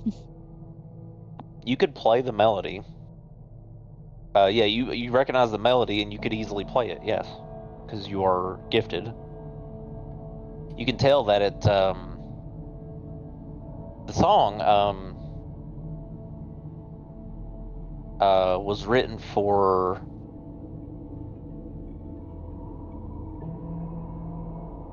Let's see, what instrument was it written for?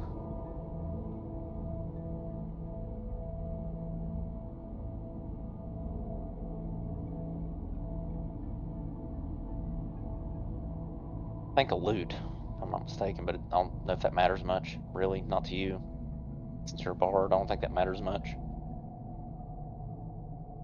You can tell that it looks like when you're looking at the notes, it was meant for a stringed instrument of some kind, perhaps a lute.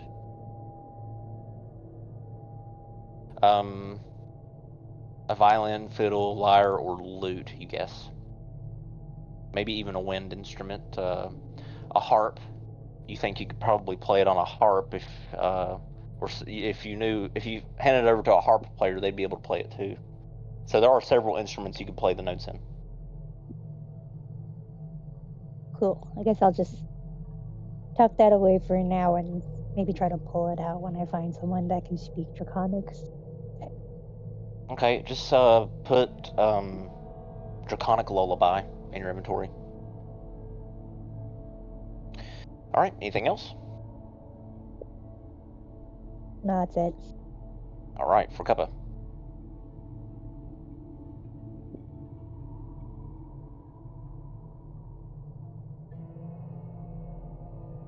There. Just gonna start jogging over to where everybody else is in that room, using my action to dash as well. 10, 20, 30 to get there and into the room. Okay. Let me drag you over there.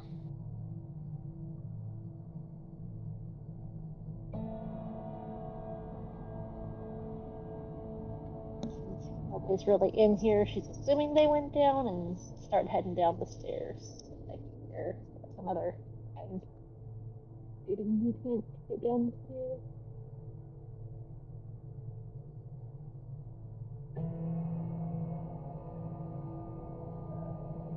This set of stairs, I think that's just right up the second square is the rest of my movement there, so I'm done there. All right. This door is supposed to be open, and you see the rest of the party out in there. Okay, if they're over there, yeah, I would have headed that way if I saw them in there. It's supposed to be, but I accidentally covered it. Yep, no, you're fine. And I think I had one more then if I had there, so I'll get to here and be done. Okay, Fazir. I'm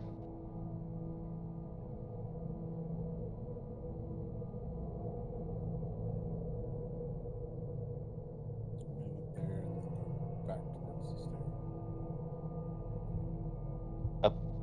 I'm going back up the stairs.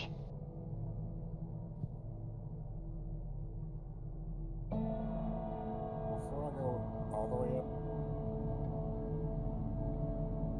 is there a magical barrier?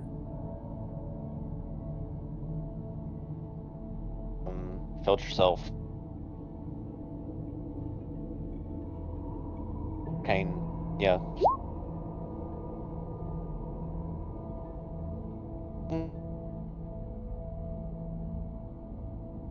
Kane.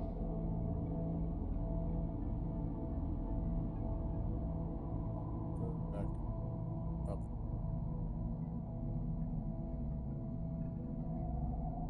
Okay.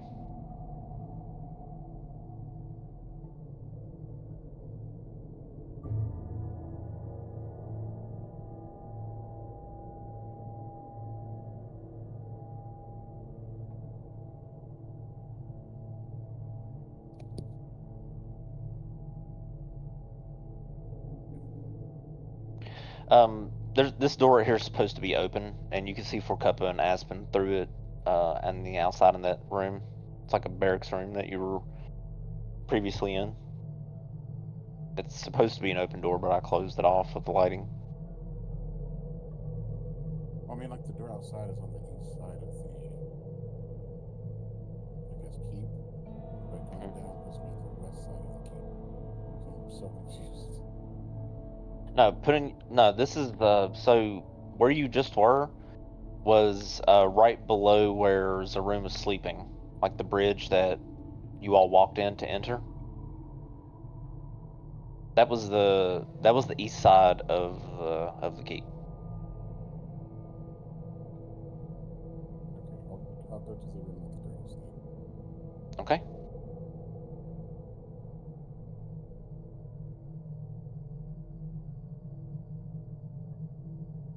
I'll just say that's my turn. All right, Aspen. Okay, I'm going to follow Sit. And 20, 25, and just kind of follow where this goes. All right, so there is where you see beyond the stairs. There is a set of double doors that are arcanely sealed. It seems, anyway.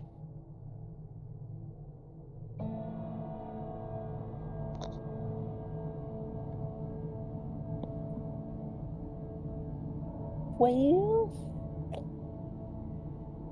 I don't think my big ass shovel is going to undo a magic lock, so I will wait until a magic user can magically unlock this magic lock. That'll be the end of my turn. Right. But we'll step away from the door, acknowledging that she also has no way to unseal magic from a door. Marrow looks around. He says, I really think this is what Moore may have been talking about. As she sort of looks at the door, folds her arms, and steps off to the side. How do we get in now? Taven, your turn.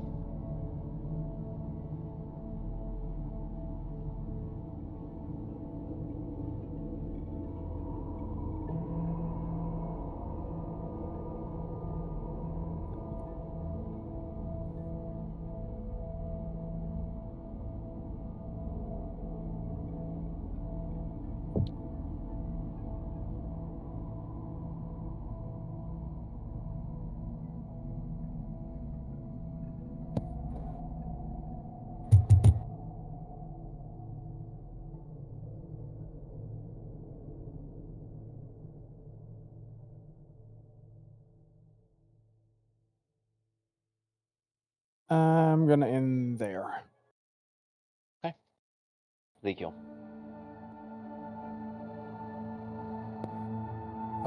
Did we want to take a break on my turn, or? Sure, we can. Since it's on time, let's go ahead and take our break, and then we'll resume when we get back. Cool. All right.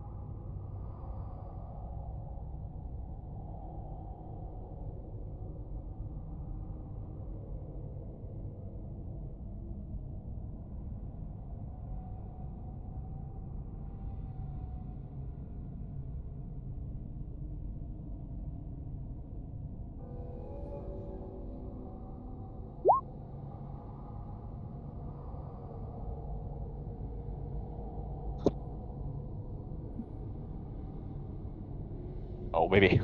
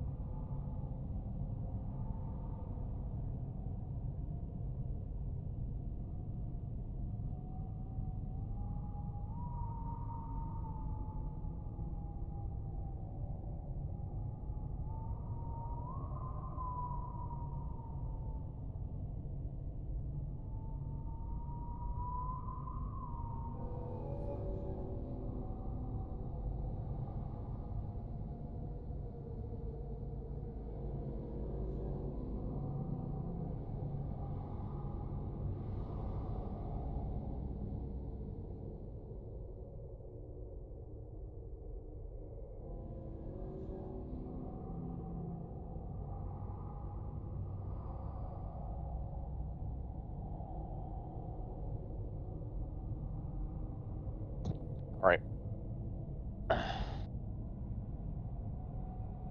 The fuck?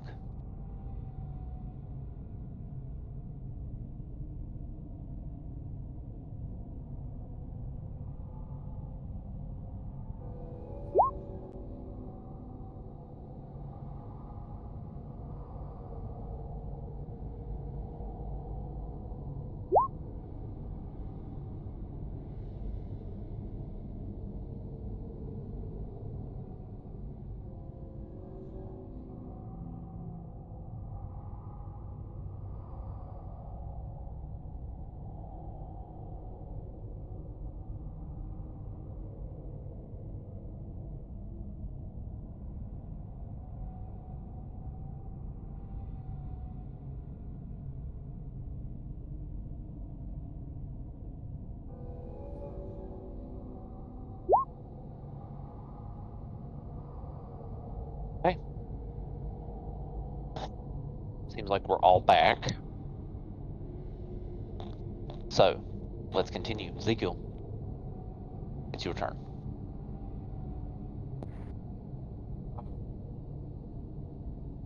Ezekiel will walk out. Oh, I'm stuck there now. He will attempt, or he will walk out of this room and try to follow Rakuppa because she's been yelling at us angrily.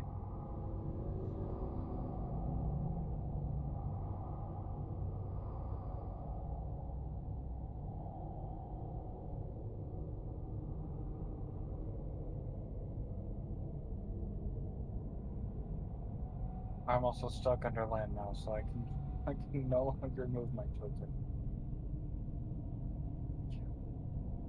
Yeah, he'll leave this room at least.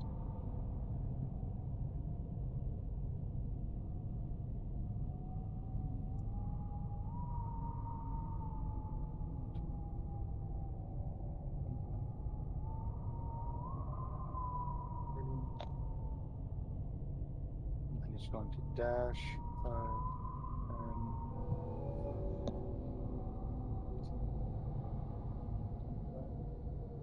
10, 30.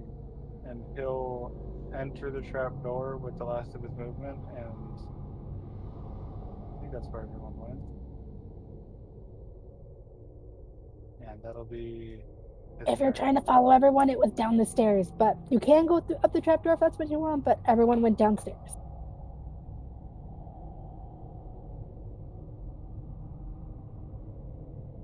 Land, your turn.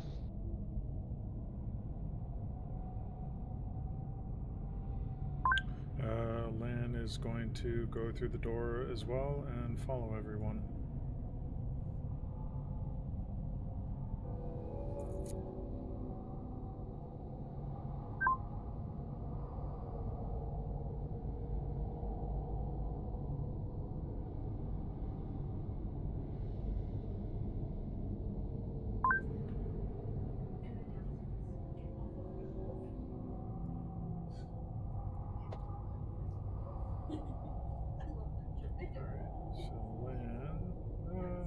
stuck there. But yeah, Lan is gonna move to right here.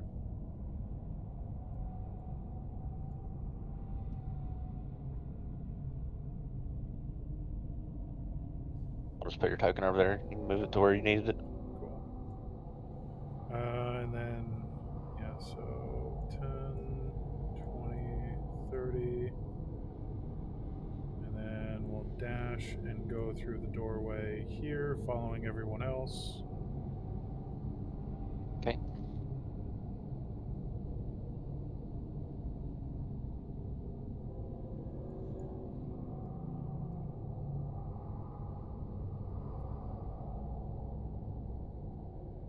And then Lan will continue down the stairs.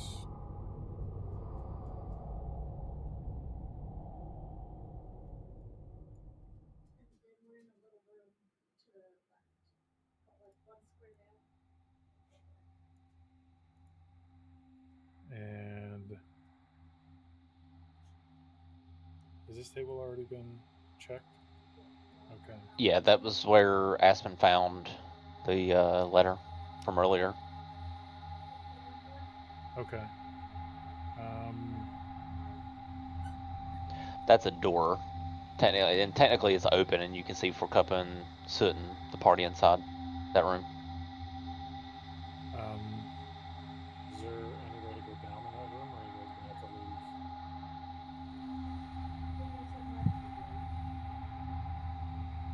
leave? I guess Lan will proceed into the room and head towards the. Maybe start making his way towards the door that I guess they haven't opened yet. Which one is that? Over there.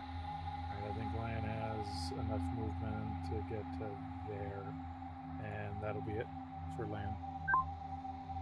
Okay, Sienna.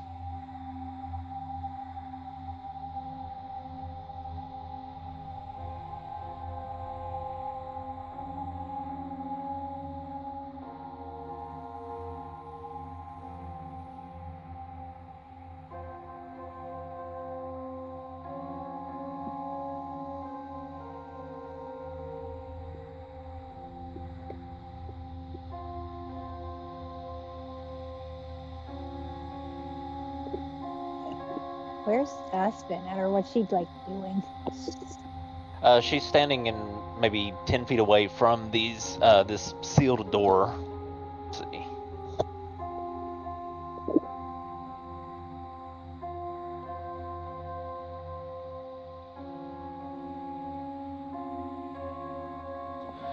Yeah, you see her sort of standing in front of this this door that has these 3 arcane seals on it.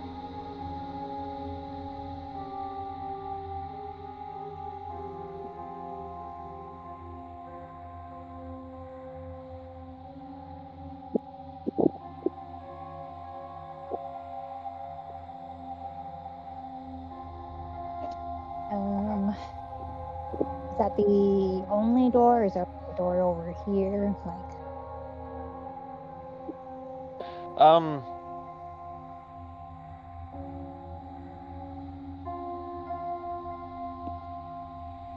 There's a doorway. There's a single door there, but it's not like a.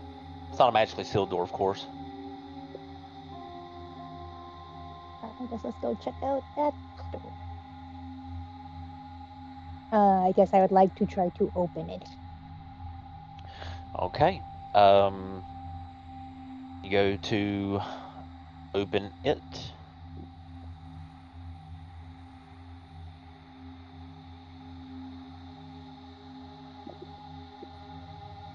And you see what looks to be a barracks room, or a sort of a rest. Looks like a sleeping area for Tideborn warriors, Tideborn knights, that is.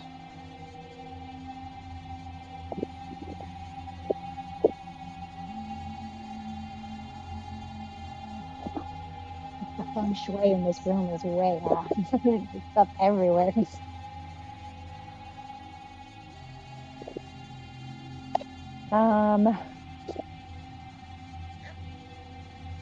I'll probably just And my turn here. All right, for Cuppa.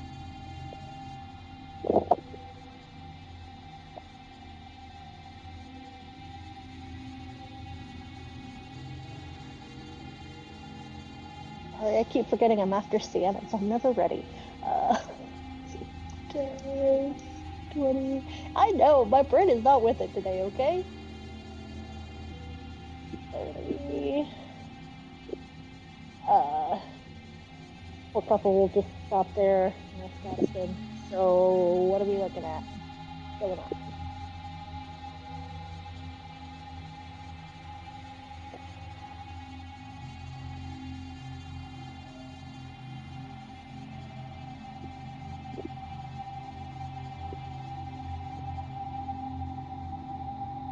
Can I do? This might be a weird question, but an Arcana check to see what kind of magic it seems like is on the door. As far as like, is it an arcane lock? Is it just like a spell somebody put on it as like a trap kind of spell? If that makes sense.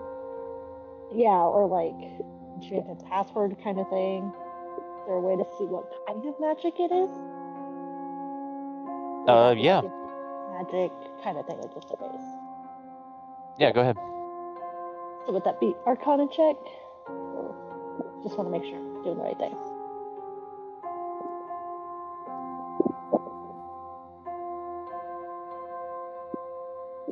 Yeah, Arcana check would be appropriate. Okay. 21.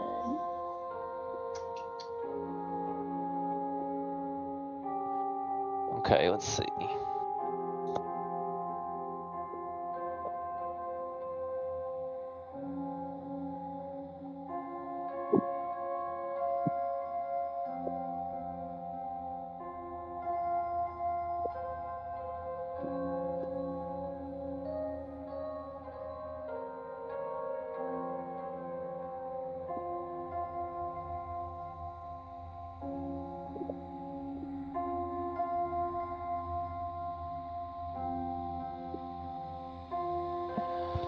All right, so you examine the double doors, eerily stone cold to the touch, but humming with deeply embedded power.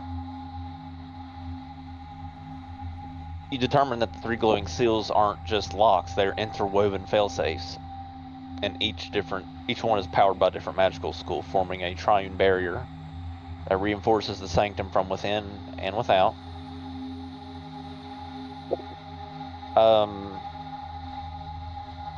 There's an abjuration sigil on the top left, an enchantment sigil on the top right, and a divination symbol in the center lower.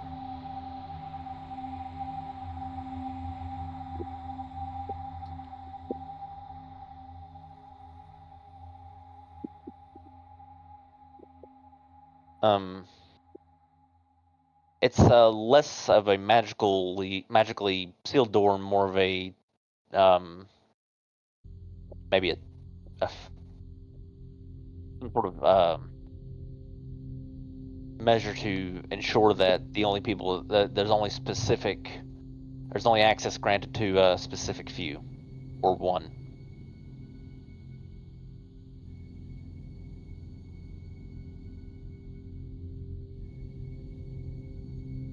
You get the sense that you'll have to convince the door to let you in instead of simply, barging your way in.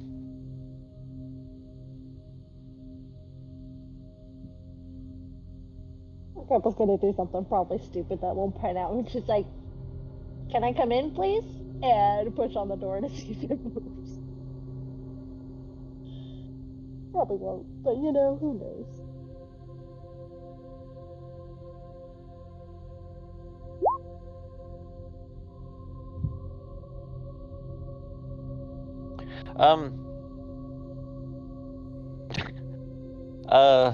Let's see. It's probably stupid. It was just sure, why not? Let's try this. The door doesn't move, right? But for a moment, one of the sigils, the divination sigil, flares slightly. A soft golden shimmer pulses outward like a heartbeat, and then it stops. Guys, the store is weird. Maybe be nice to it and they'll let us come through. If the people are nice to it, we'll see what happens. And she'll be done. All right, Vizier.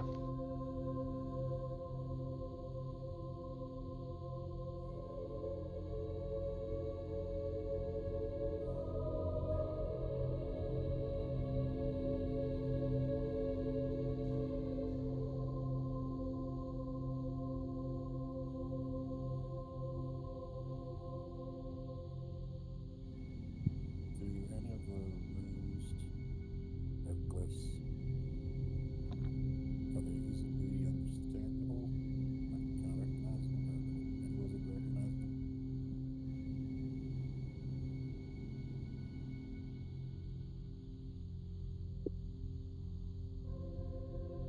Do you recognize the glyphs on the seals, you say? Yes, sir. Okay. So, as you step forward and sort of examine, with everything that Forcup sort of uncovered, your interpretation is that the magic, of course, is very old. The structure of the seals is very elegant, though. A fusion of divine invocation and arcane permanence. You recognize the abjuration glyph as well. Actually, make an Arcana check as you observe. But DC will be lower because Forcup has kind of identified the schools of magic for you. Perfect. So the abjuration glyph is Thanar Ve. Translation is a sanctified lock. It's typically used in higher tier wards, often in combination with artifacts or divine signatures. You recognize that this specific glyph is awaiting an authorized conduit of some sort.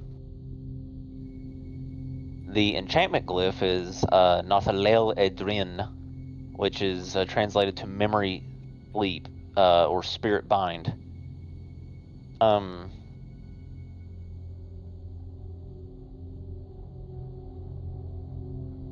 What you discern from that is whoever or whatever is kept within is not completely unconscious, but they are completely cut off from their willpower.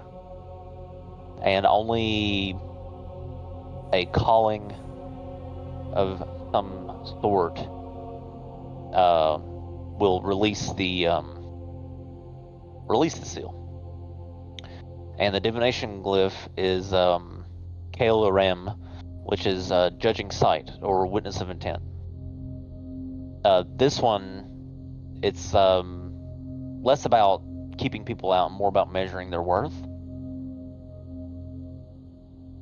And it reacts to spoken words, emotional resonance, or the presence of a specific relic. You do know that this type of magic cannot be simply dispelled, since it is the convergence of 3 different kinds. So you do understand the door does respond to convergence, but it's the convergence of 3 separate things all at once.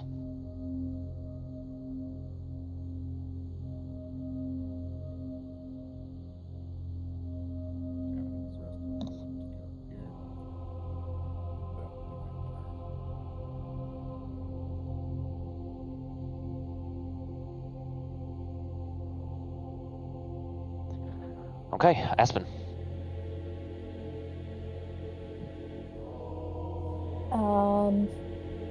Well, since there's nothing here for me to hit with my big ass shovel, I'll move out of the way so the people who know what they're doing can get closer to it and do it. And I'm gonna follow Sienna into the room she went into. 10, 20, 25, 30. Oof, I agree, Sienna. Feng Shui, this room is really off. I don't like it. On Soot's turn, she'll sort of step back and give everybody some room. Mara sort of folds her arms. not sure what to really make of it since she's not vested in it.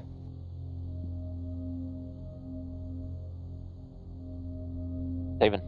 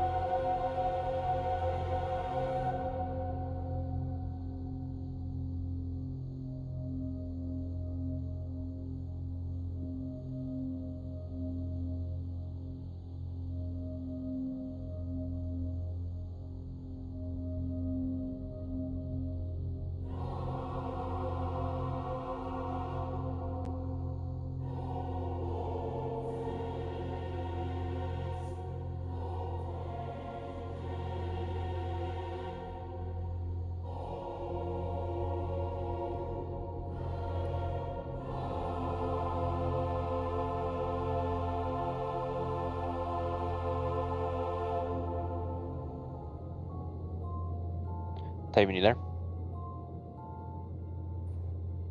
Yeah, sorry. Let's say 1, 2, 3, 4. Can I go into the trapdoor? Well, this is this will be the rooftop on the map that you're looking at. This door leads to the room underneath there, which is where the rest of the party went. Yeah, that's where I want to go. They went in. They went in there, and then when you go in there, you see Ezekiel, who's right there next to the stairs that they went down. Perfect. And I'm going to continue to go. Okay, down the stairs There's. to there. And then this is supposed to be an open door, and that's when you come down the stairs there, you see the party in the room here, seemingly sort of loitering and for Kappa and Brazier looking at this double door that's tri-sealed. Got it. That takes up all my movement, so I will end there. All right, Ezekiel.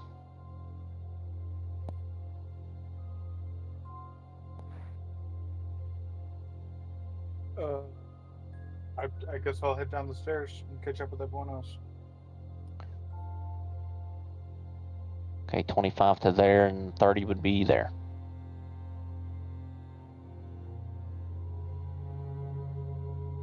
Okay.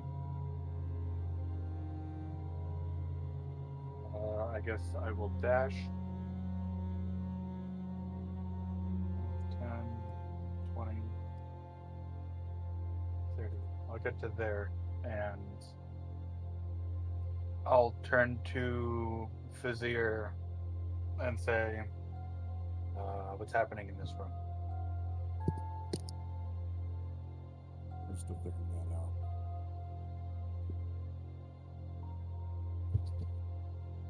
Cool. And that will be my turn. All right, Lan, your turn.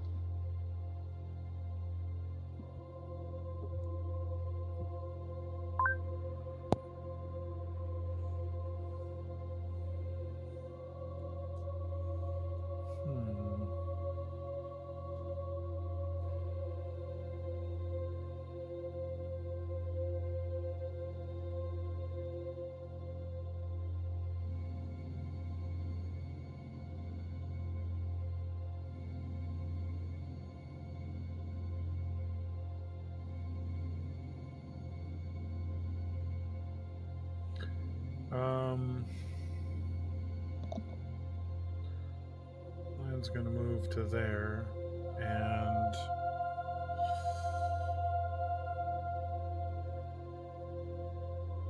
think he can think to do is he's going to reach up and touch his temple and mentally open up the Mandate's library. And he wants to check and see if this combination of symbols has ever been discovered or seen by the Mandate. Are there any records of anything like it? How to open it? Stuff like that.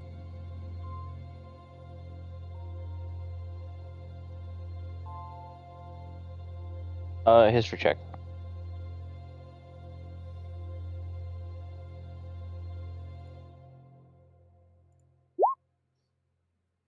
$15.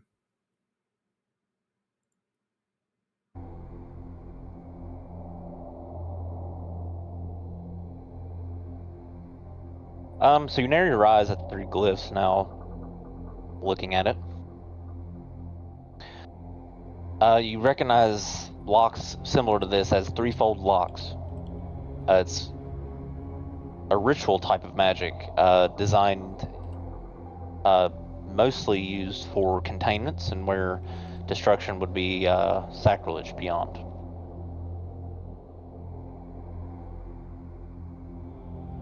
There was a document you remember reading once that sealed what's known as the Sleeping Worm. It was protected by 3 binding forces: authority, emotion, and identity. And each of those locks, for example, the authority was opened by a beacon.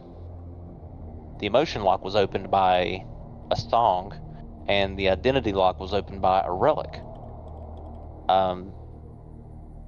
With those 3 things present at the door, it would allow access to whatever contained it beyond. In this case, the sleeping worm was contained behind the doors mentioned in the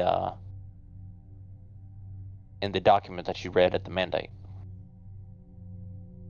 Or that is not the document that you read while you were there, but now that you access the library, there's been a tri-lock like this before that has sealed a worm behind it. And I'm assuming worm as in WYRM. No, one of those little earthworms. No, of course, worm. Hey. Yeah, worm. Yeah, big worm. Sleeping worm, a tremendous... Yeah, the sleeping worm, an unkillable worm creature, yes. Okay. So, after getting all that, so then Lan will drop his hand from his temple and kind of relay all that to everyone and say, well, if we want to open the door, I think, and he'll look at Vizier. Vizier, I think you need to pull out the relic.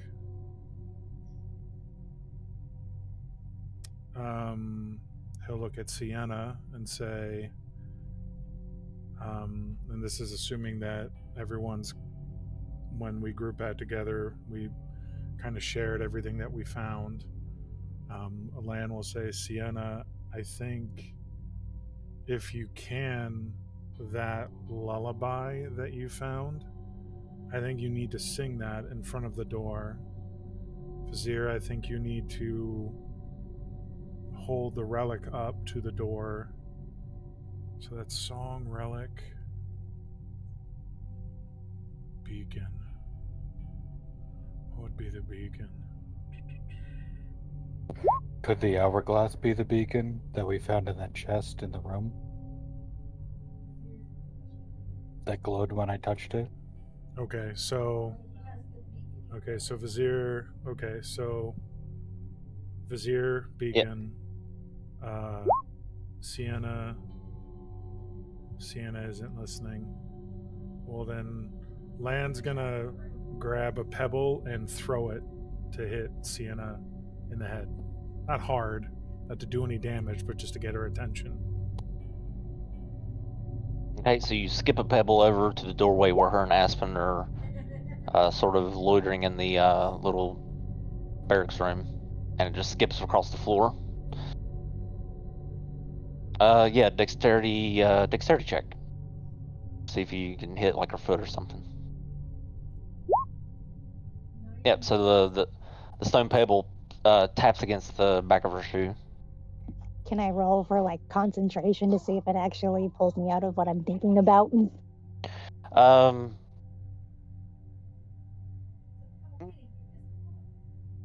a wisdom check.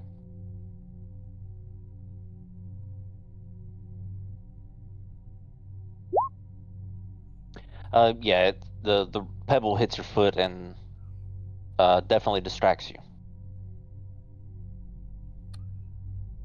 So seeing that he's got Sienna's attention, he's going to say, "Hi, I'm sorry. You can go back to whatever that was in a second. I need you to, if you can, maybe not the exact words, but if you can hum like the tune of that lullaby that you found in front of the door. Fazir is going to take out the beacon, and then Lan will turn to Ezekiel and say, the third thing is identity, which is a relic. It's I would take out either the hourglass or the vambraces. Hell, pull out the page of the oath as well. And maybe you need to recite the oath while holding the holy symbol. Hold out the holy symbol. So if we try those three things, this might open the door. This, just to warn everyone, this could be sealing away a quote unquote sleeping worm. And I'm not talking about the small wiggly things in the earth. I'm talking like someone's a rune size, possibly bigger. So, if for sure we want to do this, that's what, based on. That's not very nice, Sienna. I think those are the three things that need to be done. And then Lan will just kind of step back over here and see if anyone heeds what he said to do. When Go a you long way.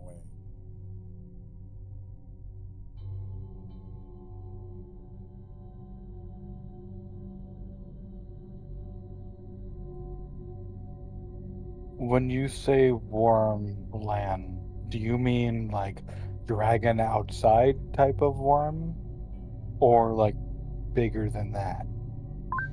Well, that's what I Did just your said. software Like, not get an update for worm versus worm? yeah. Well, I can assume that no one would lock out a worm from the dirt in a magically sealed room, unless it's like the World Eater from wherever. Well, knowing our luck, it's going to be a It's going to be a gargantuan-sized earthworm. But no, when I say worm, according to the book the knowledge that I recalled, it referenced worm as in WYRM, as in like close, like distant brother, close cousin to big ol' Zaroon outside. I see. So, but this could also very well be the way we need to go, unless we want to just keep going down fucking staircases all day, which I personally don't want to do.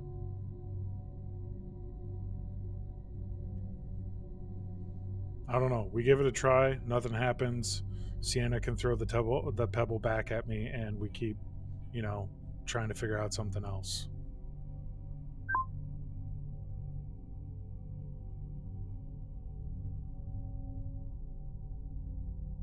I can translate. I don't know anything about magic, but I like this idea. Sorry, Fazir, what did you say? I can translate her relics on her sheet music.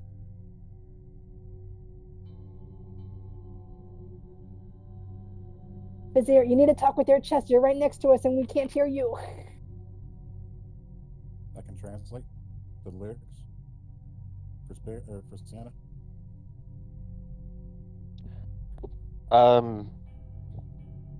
If you speak Draconic, yeah. Or have a spell. Right. There you go. So yeah, you can read the lyrics with comprehend languages, and you can describe to her the lyrics of the song.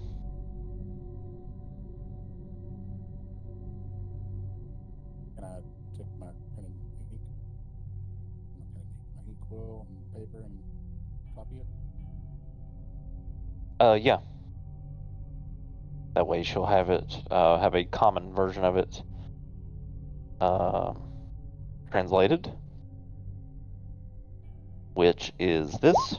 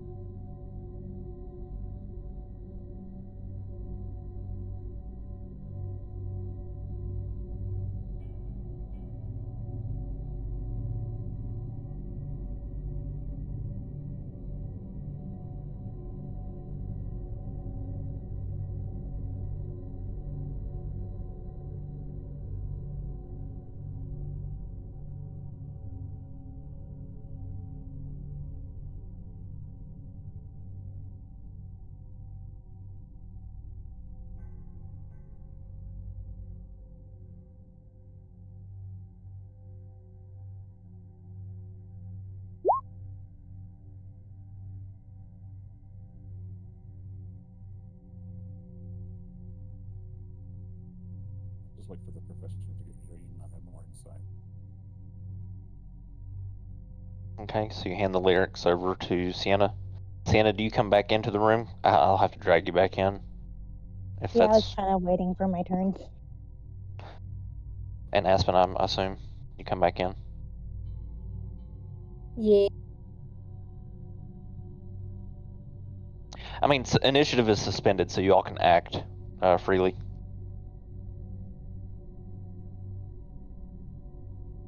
When initiative resumes, it'll be your turn, Sienna.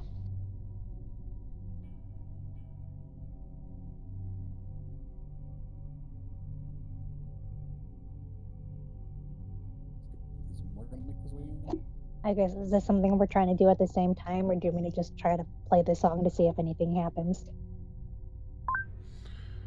I think you need to start singing, and the other two need to present the beacon and the artifact respectively.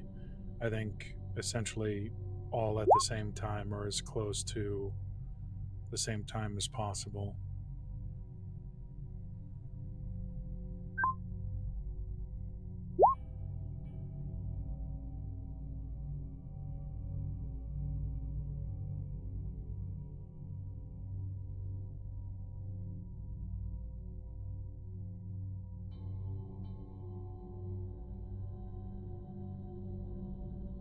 Morris said he couldn't come any farther with us, so he's still back up top probably. So we're on our own. Gotcha. Whether or not he knows how to open the door, it's hard to tell. You can go back up and try to find him and ask him if you want, or find a way to It's so far. message him. I feel like we just try Land's idea, and then if that doesn't work, I'll hit it with my big ass shovel. If that doesn't work, we'll go get more.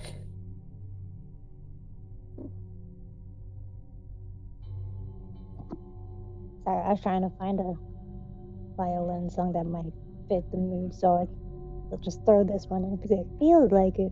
At least it's lullaby-ish. Let me try to show it real quick. On the outside of the logo, Oh wait, the seal. I don't know if I did that right. I think Eyes I did. closed. I think it did. Yeah, it came up. Okay. All right. Go Well, ahead, I Vizier. will. Or I guess, sorry. I'm sorry, what were you saying, Fazir? On the outside of the symbols on the door, it looks like there's writing of some kind. Can I read those now that I can understand languages? I don't think there's any draconic writing. Like, there's no draconic language writing on the sigils or anything. Just glyphs. Okay. Yeah, they're just glyphs and like drawn shapes. Can I use my veil sight to see if there's anything else about the door? Sure. So you slip into your veil sight for a minute, and your senses stretch out to the spirit world, and the glyphs glow a lot brighter, but you look around, and oddly enough, no spirits seem to be lingering here. Cool.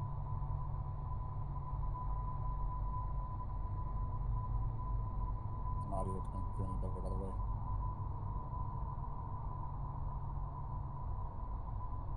Seems fine.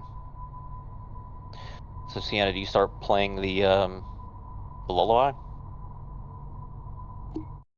Yeah, I'll start playing it, and I guess kind of singing along. I don't know if the words work as well if it's not the same language, but I will attempt to sing/play the song. Okay, performance check.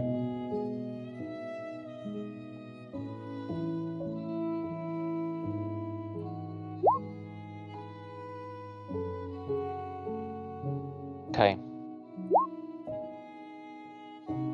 Sienna raises her instrument and begins to play the lullaby.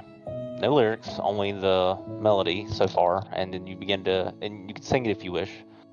And if you do, then it sounds, you're doing your best, as you're not sure how it was intended to sound, but you sound it out as you play along. The second glyph, the enchantment sigil, it pulses like a heartbeat. Dim at first, and then steady. The stone hums with warmth, and the song seems to reach beyond the door as the second glyph begins to slowly respond to the song. Fazir, you step forward and present the beacon, and as the Veilstone beacon, as you near the sealed double doors, the abjuration sigil flares to life in this brilliant arc of white gold with sort of light, and lines spiraled inward like a lock disengaging from within.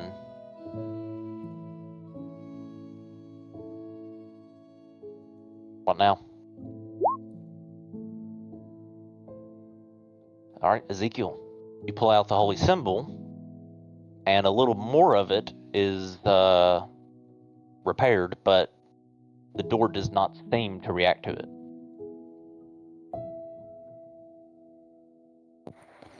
Fuck. Lan's gonna look at Ezekiel and say, "Try the hourglass." He will pocket the symbol and pull out the hourglass and pull it up. The one that glowed in his hand.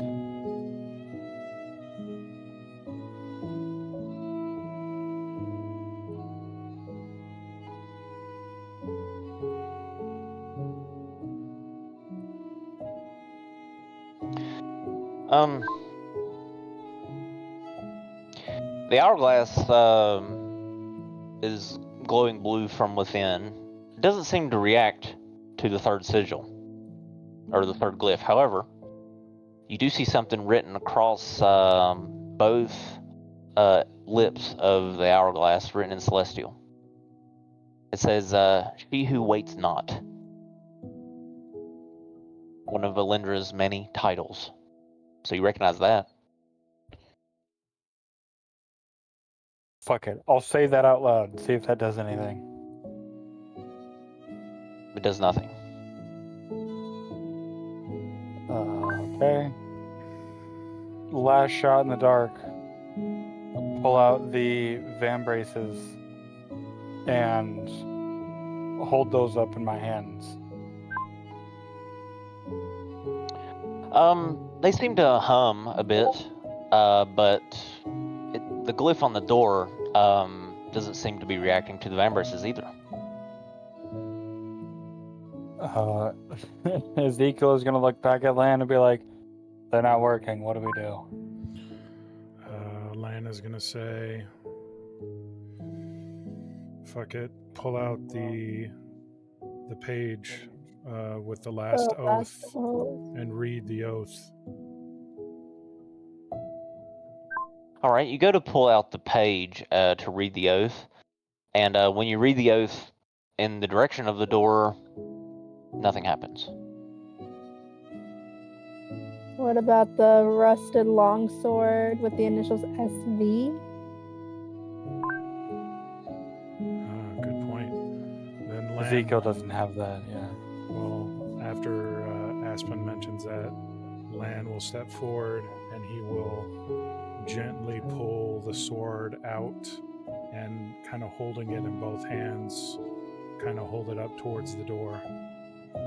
Okay, you step forward with the longsword, the rusted longsword, and the moment you cross the threshold, the blade in your hand shines with a blue, like a pale blue light. The rust falls away like ash on the wind. The divination glyph, last of the three, flares, reading your intent, or reading his intent, his choices, and his path. It judges them and finds them worthy. A deep rumble follows, a sound like stone exhaling.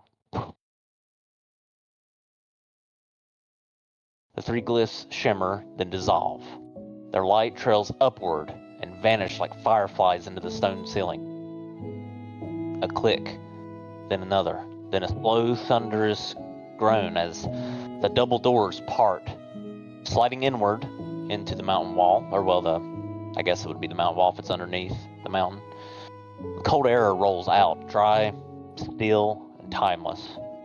And beyond the door lies a wide descent, spiraling into shadow lit only by faint veins of crystal blue light pulsing like breath.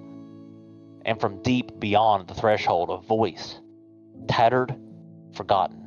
It echoes, "Who sings for me?" The doors are now open.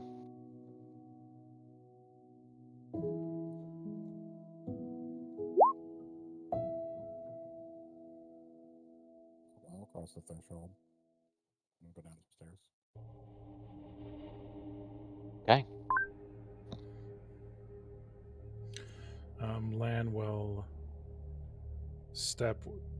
go to follow Fazir, and he's going to reach out and gently kind of put his hand on Sienna's back as she's playing and look back at her and kind of nudge her with his head to follow him. And then he's going to step up even with Fazir.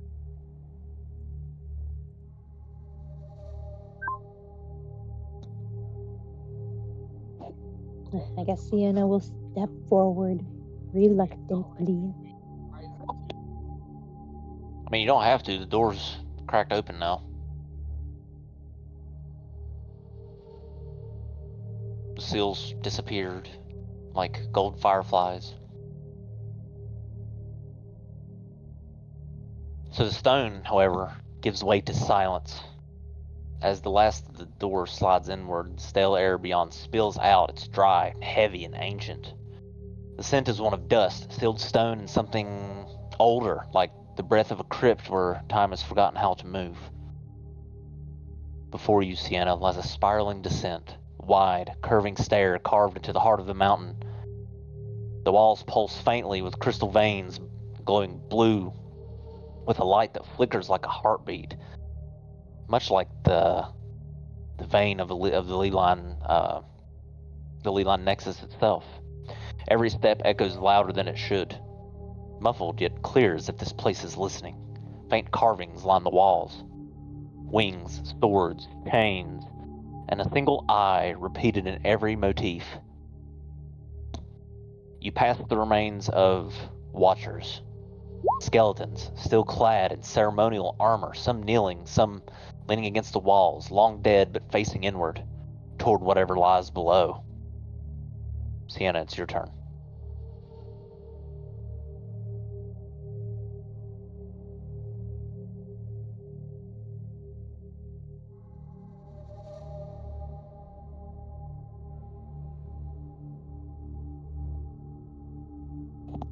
I guess.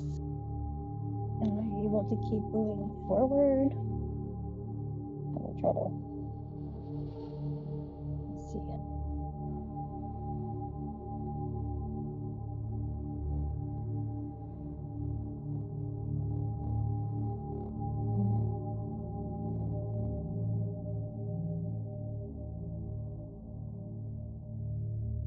Am I not on the map, or is this part of the map?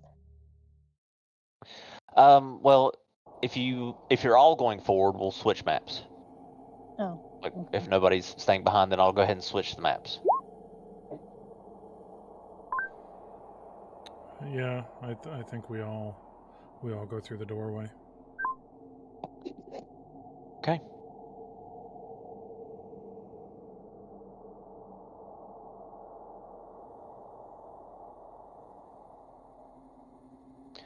So Sienna would be first. Rearrange your tokens, however, here. Land would be here. Fazira would be up front with her. Mara back here.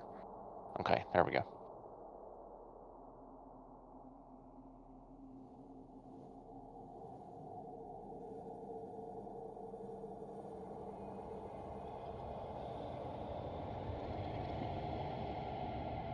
Can I do like a vibe check, because this seems like a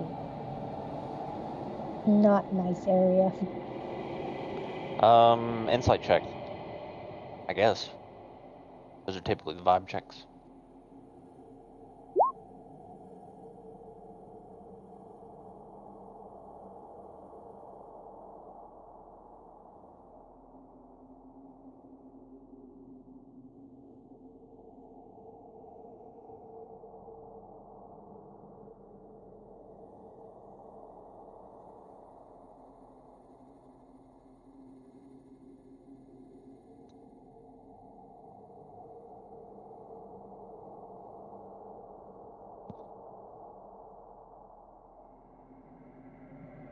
$21.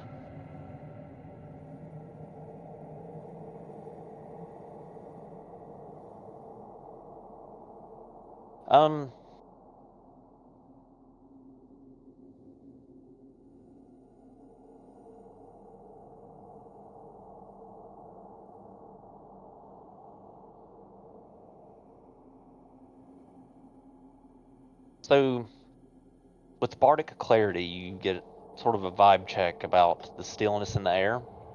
And as you step into this sanctum hallway, something stirs in your chest. Not danger or fear, but longing. The stone doesn't feel cold, but it feels held in grief. Like a song unfinished. What you feel is a presence below. Not fully awake, but aware. You feel as if someone heard your song, and whoever it is remembers it.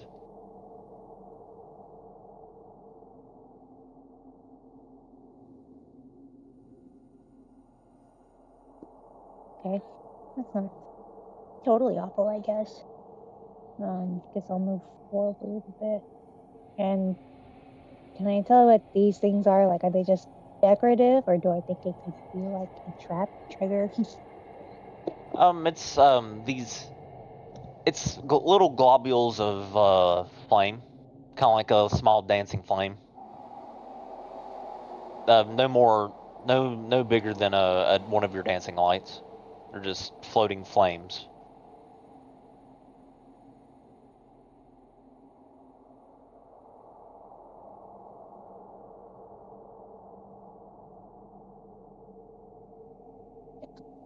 That's as far as I'm gonna go, because I don't go too far ahead of everyone.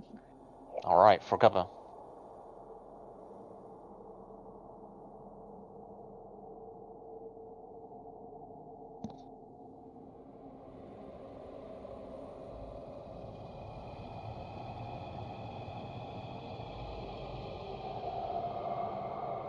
I'll use my action to dash just go a little further. Oh my gosh. Mouse, can you cooperate? Thank you.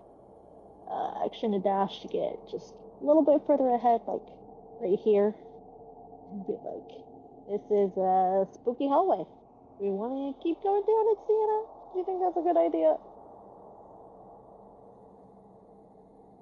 Well, where else would we go? I don't know. Up and away? Because, again, spooky? I get the feeling we need to be here. Okay. Trust you. If I die, I'm gonna haunt you.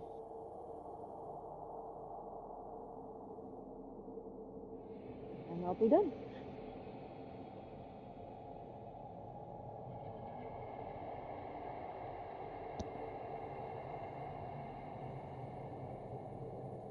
There we go. No, it's supposed to be lit. The walls are supposed to be kind of lit, it's just dim. I fucked up the lighting. I'll fix it. There we go. Okay, Fazir, your turn.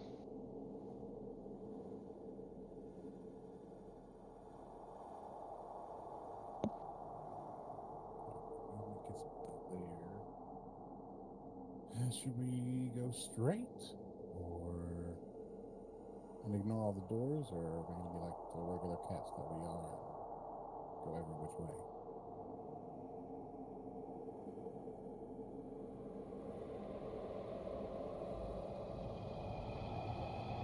I vote stick together until we get confirmation that we're clear in this one and then venture out. No need to make ourselves weaker because we're missing half the people here.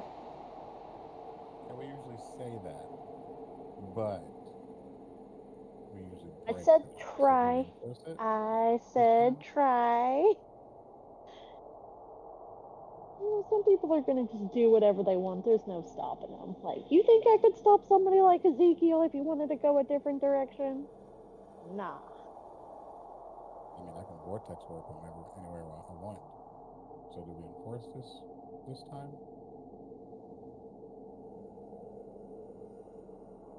I vote no, just let everybody have their free will until, shit starts hitting the fan and then we'll figure it out. Try to tell everybody the plan of try to stick together this time. Do that.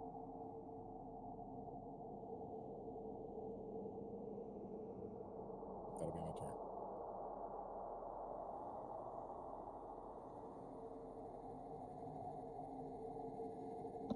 All right, Aspen. Okay. 10, 20, 30, 40. Then I'm gonna dash 45, 50. And then gonna go up to this door and try to listen to the other side of it. All right, perception check. 19.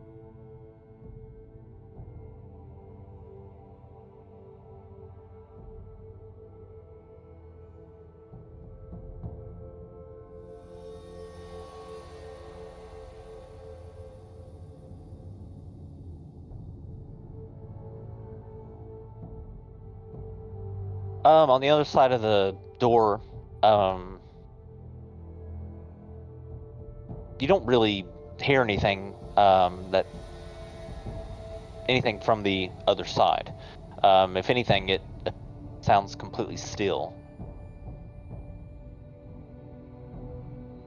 Then I want to try to open it. Or can I try to open it? Sure.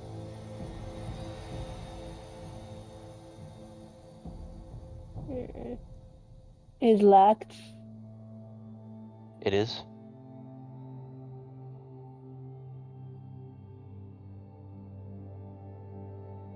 Can I see if I can break like the handle or the lock with my big ass shovel?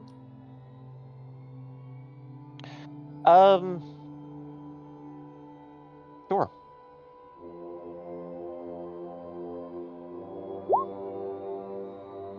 13.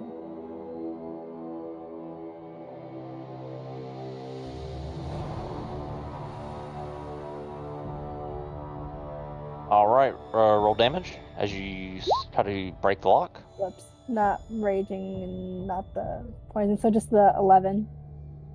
Okay.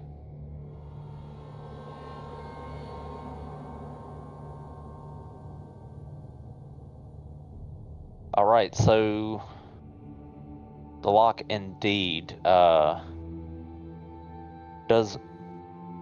break off the door.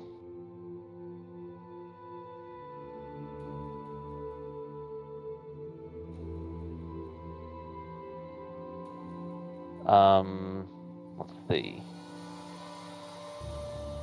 Hang on just a second.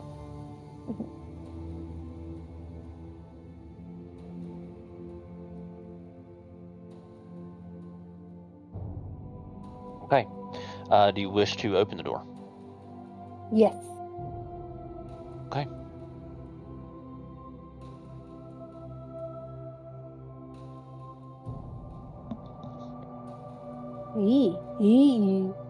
I'll have back to you, but okay. Alright. Alright. Move a little farther in. And then I think that's as far as I can go, and that'll be the end of my turn. Okay. It will 15, 20, 25, 30. She'll kind of hang back here and watch sort of them get her bow ready and sort of stay at a range and stay prepared. Mara will draw her revolvers. 5, 10, 15, 20, 25. But she's going to dash and get nosy and just make it into the room here. Well, well. If I didn't piss myself up top, I'm pretty close to it now. As Mara looks around. Taven, your turn.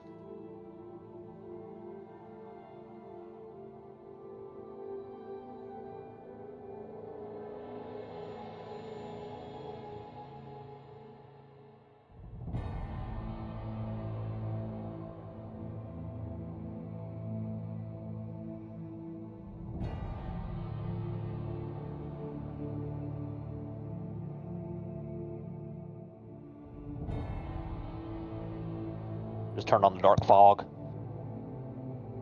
Forgot. Doesn't it look cool?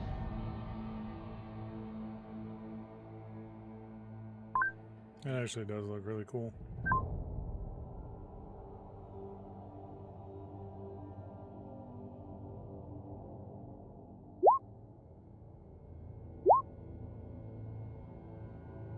The other option is mist, like a white mist. We'll save that for like a more fitting scenario. Anyways, Taven.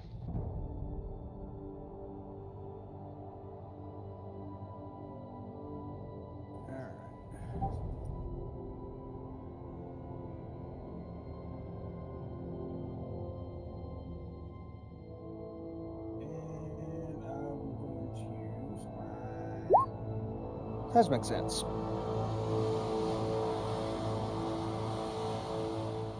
All right.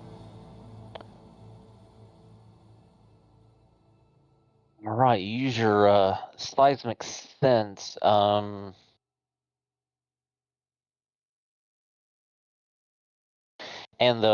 you sense, of course, the natural surroundings and curvatures of a room to your left behind the door, and obviously a room to the right where a few of your companions have walked into.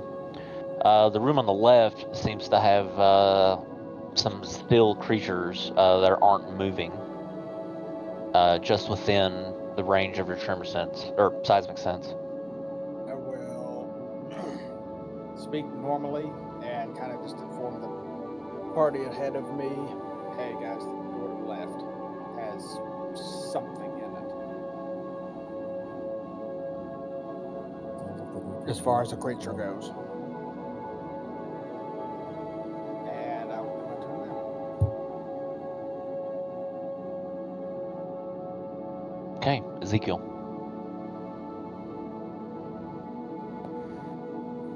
Is it dark? Or 5:10? Is it dark in this hallway? Like, I mean, it's kind of, except for like the little dancing flames. They don't give off a whole lot of light, though. okay. I'm It- going to. I mean, it's about as close dark as you should be able to tell. Okay. I'm gonna cast light, and I'm gonna touch my noggin, so my helmet lights up. All right. Let me light you up here. So, then low light for another 20. Okay. There you go. Cool. And then 20, 30.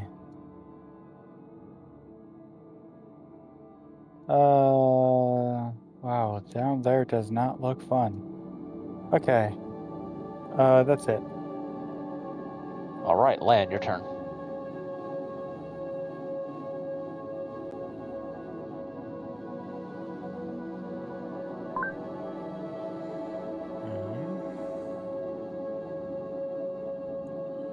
So 10, 20,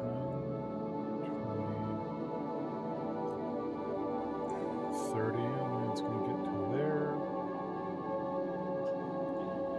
And he's going to use an action to dash. And he is going to reach out and put his hand on the door and look back and kind of wait for someone to approach. And that will be his turn.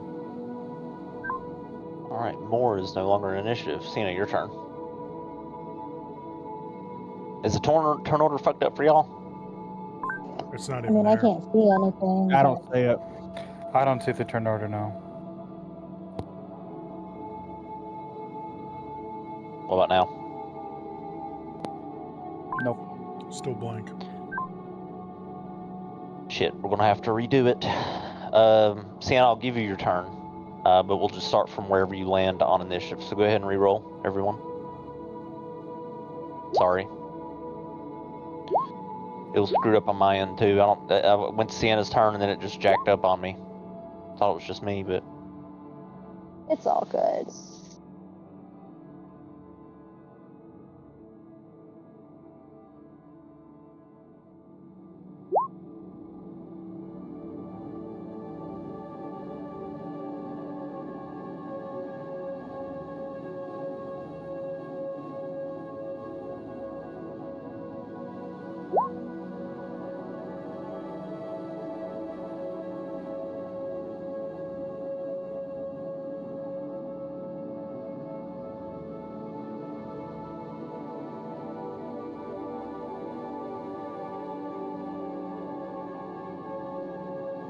all right.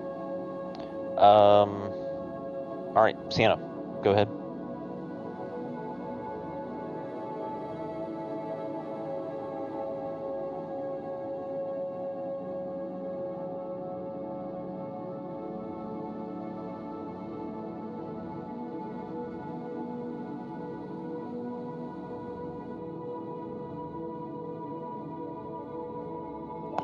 Goodness, this place is so dark.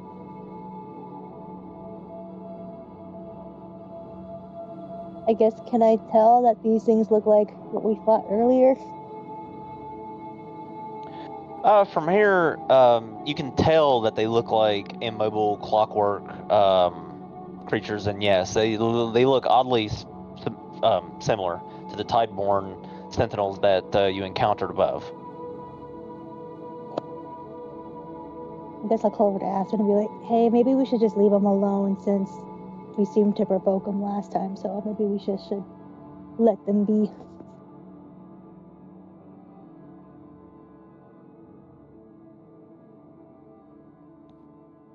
But what if they're guarding something important?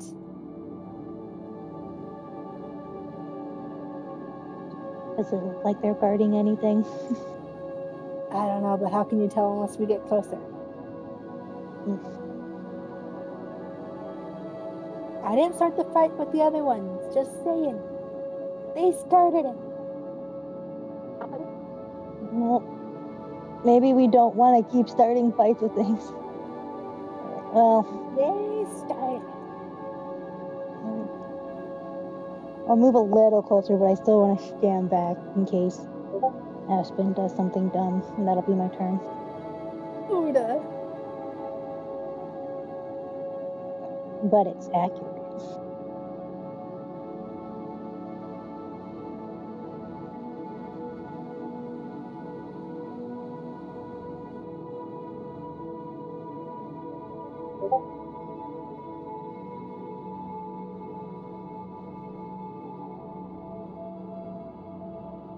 Okay, Ezekiel.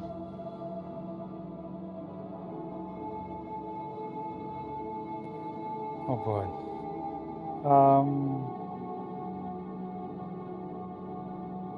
5, 10, 15, 20. Ezekiel's just gonna stand by Lan, and he's gonna say, I'm not going over there, so I guess I'm going over here with you.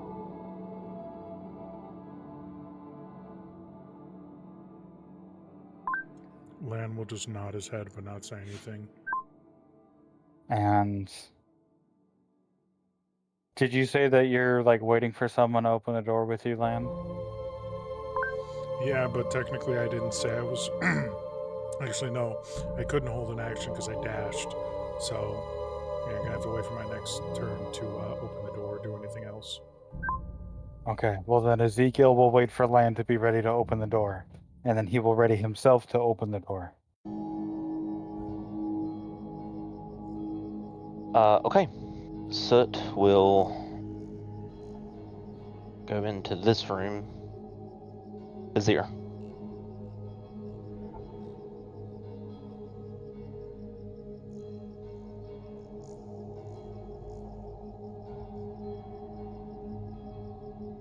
Those things are clearly guarding a casket.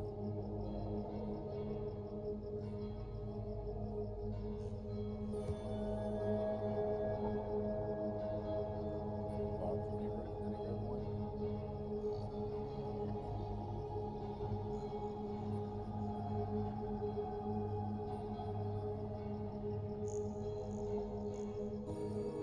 Anyone has a thought on it?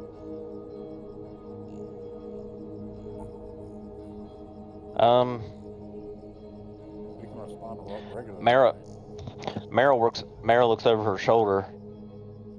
You know, when I robbed the dead in the past, sometimes their loved ones bury valuables with them. You think there's anything valuable in that? She points to the sarcophagus. That's all I can think of. And she sort of shrugs. I mean, if they have things guarding it, there must be something of importance. At least to someone, we can see what it is.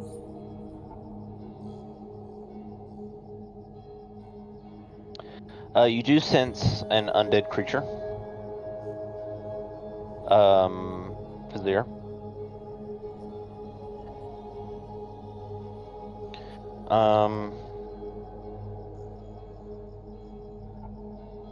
Well, actually, several undead creatures down here. Not just in this room. There's one undead creature in this room to your right, but throughout this entire area, there are several undead creature signatures.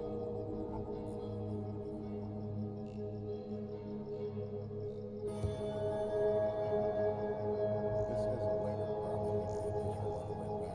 They're not actively looking to attack us. Just a thought. But what if we need what's in there further down the road? And or if we need to make a sudden escape, we don't want to have to come back in and deal with that. Or I probably think it's better to be clear rooms as we go rather than working backwards.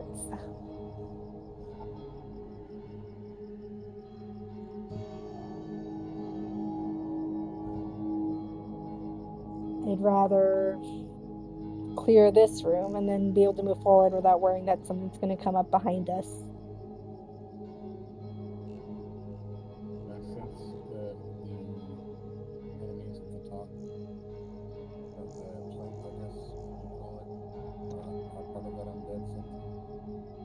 You see them, but your otherworldly sense doesn't resonate within them,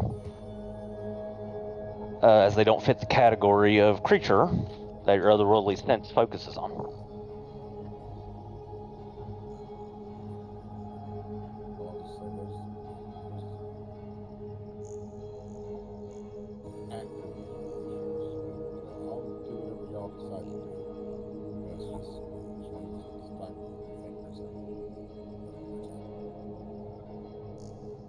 Okay, Taven.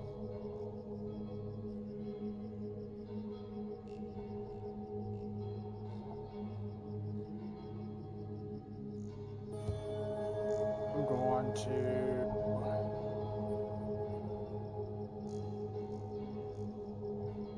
use my sense again.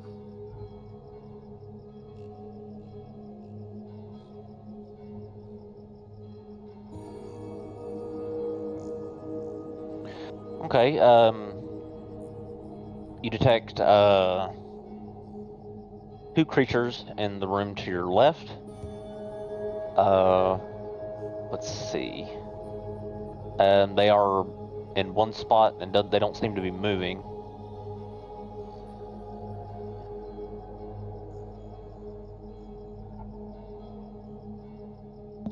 All right.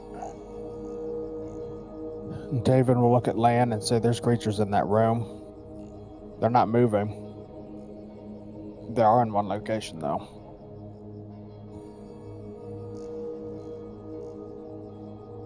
And I will pull out my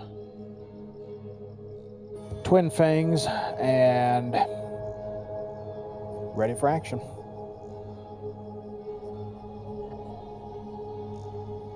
Get my turn there.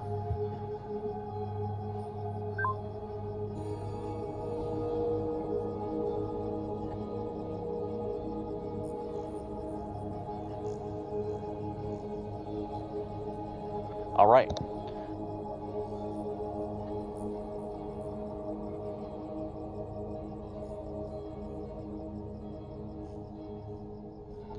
Mary examines this for a moment. Lan, your turn.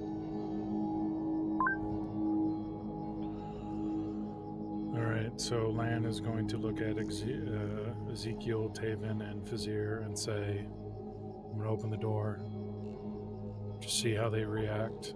Let them make the first move.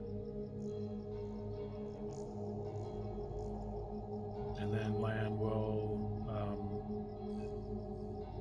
first he'll test to see if he'll check and see if it's trapped and or locked. Okay, investigation check. 18. It is locked, yes. Okay. Then Lan will take out the auto lock pick and pick the lock. Okay, thieves' tools, advantage, dexterity, all that stuff. 28. All right. Should unlock the door. Give me a second here.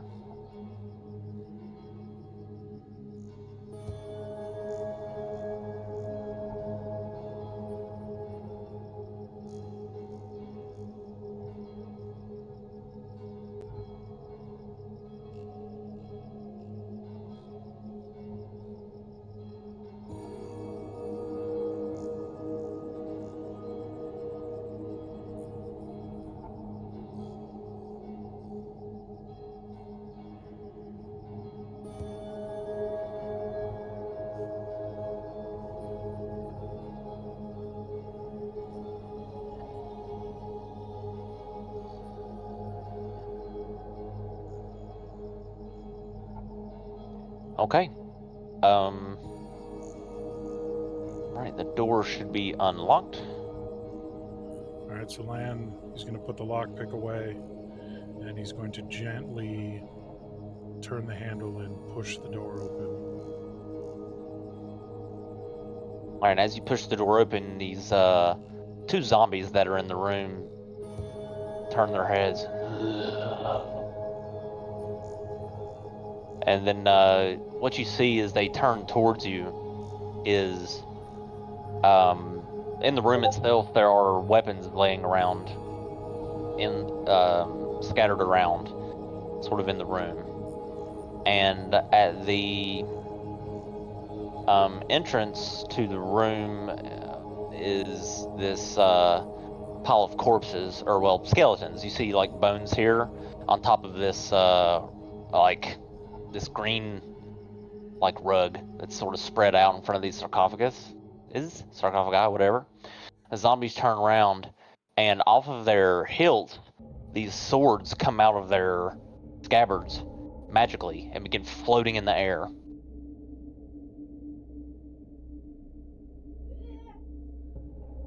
So these swords begin flying in the air and sort of pointing in your direction. That will start combat, I'm pretty sure. Yep. Okay.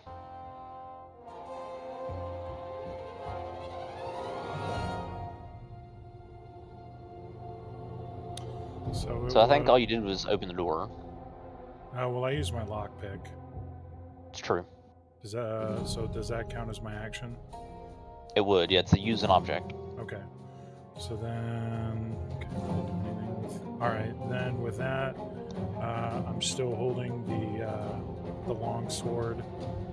Is it still glowing by chance? It is not, but you see some celestial. Well, no, you see some Tideborn script, sort of written across the blade. Okay. I'm going to kind of glance at that real quick and be like, that's cool. I'll figure that out later. And then Lana's just going to step back, like, farther into the corner here, kind of presses back against the wall to just get out of, like, Ezekiel's and Taven's way and just be like, and kind of gesture, after you guys, and that'll be his turn. Okay. Aspen. Okay. Oh, hang on. Let me roll initiative for the enemies. Or I get retarded about it and don't do it. Leave them out of initiative. It's fine.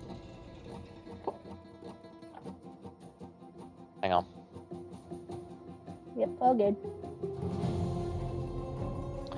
All right, Aspen. Alright, I'm going to walk towards them. Not to start a fight yet, but 20, 30, 40, that's movement. Can I get a better look at what this is, like an altar or like another sarcophagus coffin thing, or We're at way up here. Oh yeah, that's like a a big it's a big sarcophagus with all these gothic looking horns sprawled across it, and these two chains that have it locked in place, it seems. creepy.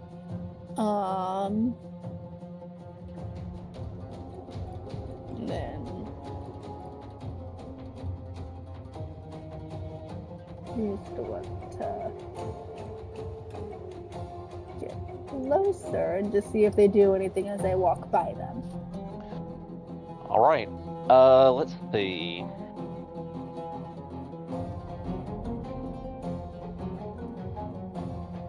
I guess that'd be my action to dash that right there, so.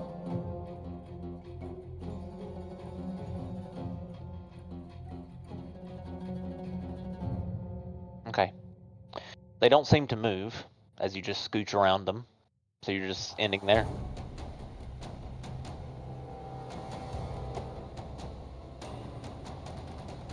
Yeah, then that'll be the end of my turn, because I don't know what else to do right now. Alright. Okay, this flying sword is going to fly up to Lan, who opened the door, and try to attack him.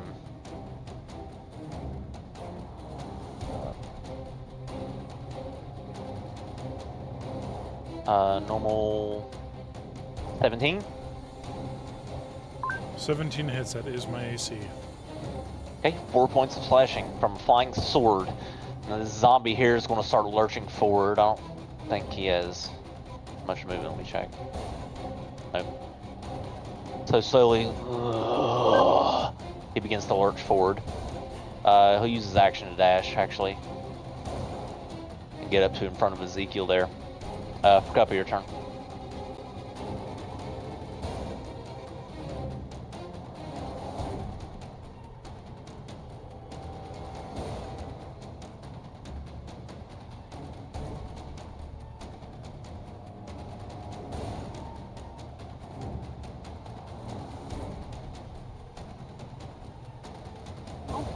There we go. It finally let me fix. I was gonna lose my mind. Here. Ew. Gross. I'm going to shoot a firebolt at this one right in front of Ezekiel because it's icky. Okay, firebolt the zombie. Go ahead. 25. That hits. Roll damage. 13. All right, 30 points fire damage. The firebolt crashes into the zombie, burns off some of his rotting flesh. And just gonna back up a little bit and be like, this is disgusting. And they look gross. And stay back in the hallway a little bit and be done. All right, Sienna.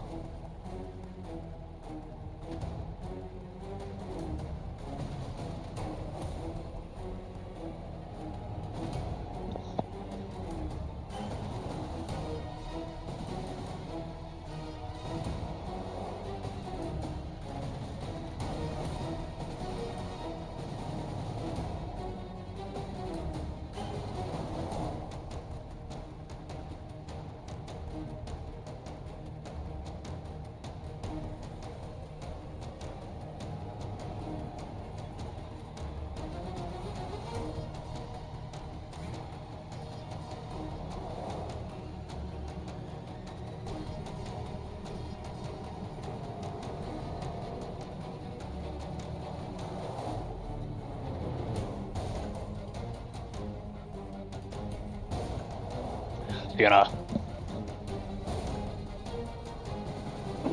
Sorry,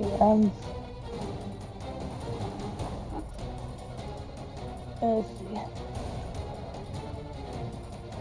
Did Aspen attack?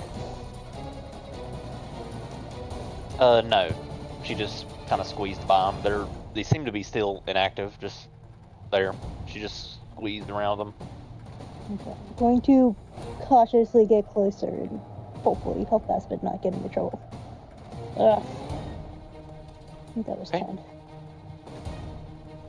No, you're stupid.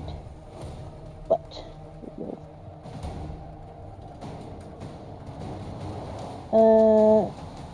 I'll probably still wait here. I don't want to go touch it. All right, Ezekiel.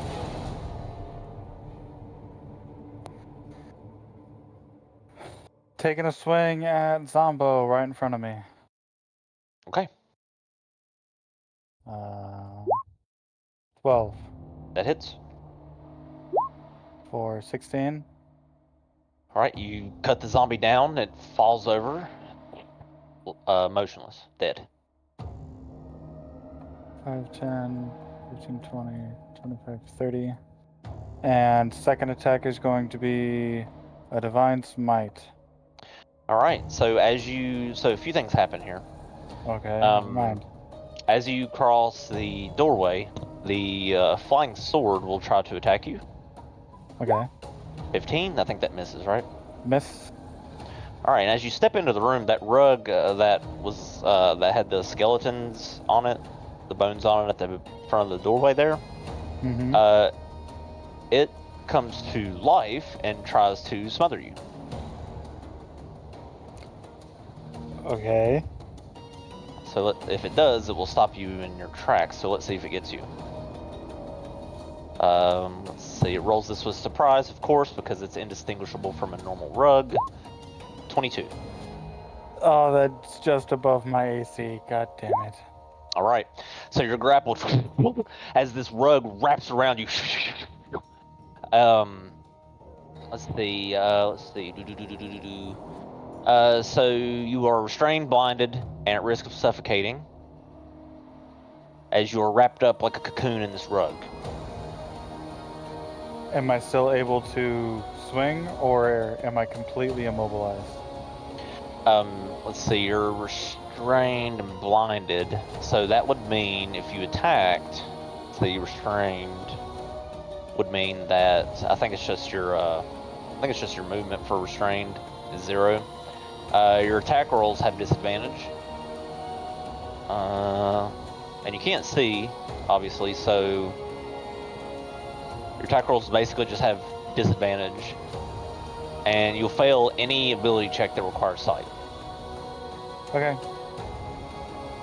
Then I'm gonna try to swing at the rug that just wrapped around me. Okay, disadvantage, go ahead. 22. That hits. And that is 15 radiant, 10 slashing.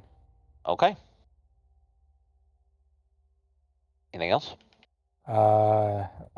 Am I moved back here? Am I like right there? Yeah, you're pretty much right there, wrapped up with the rug. I'll just be like, oh, oh, oh, and then that'll be my turn. Zombie will dash out to here in front of Fazir and Taven. This flying sword is going to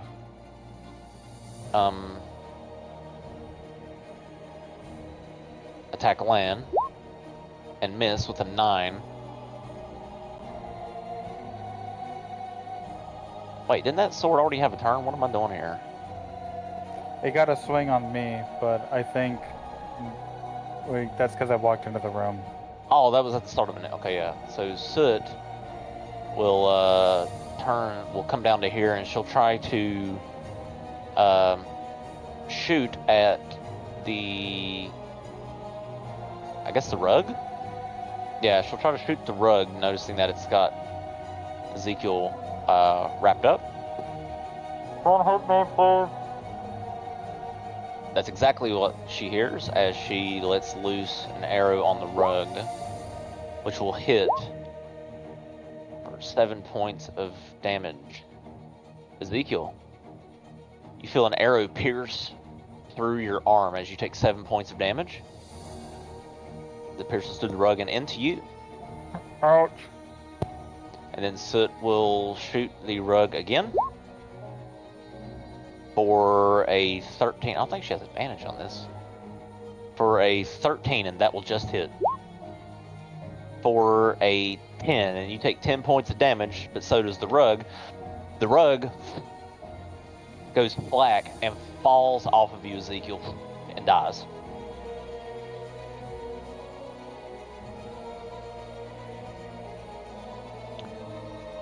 So it's like, sorry, as she notices the arrows hit you as well. I'm gonna look down at the 2 arrows in my arm and just look back at her and be like, that hurt. Vizier, your turn. I will shopping grasp. Okay.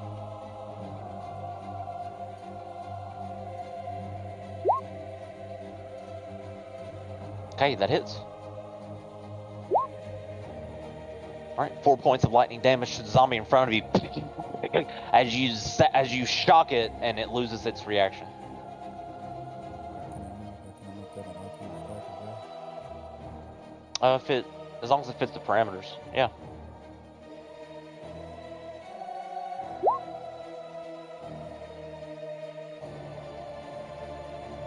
Yeah, it counts.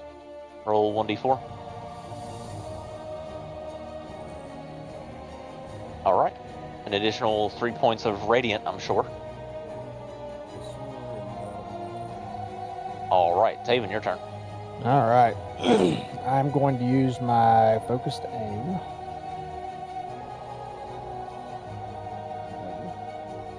Okay. and I am going to use my first Psy, and I'm going to uppercut it into the zombie's midsection. All right, this is the turning tide blade, right? One of those. One fangs of the One thing. Okay, go ahead. Of course, 20 hits.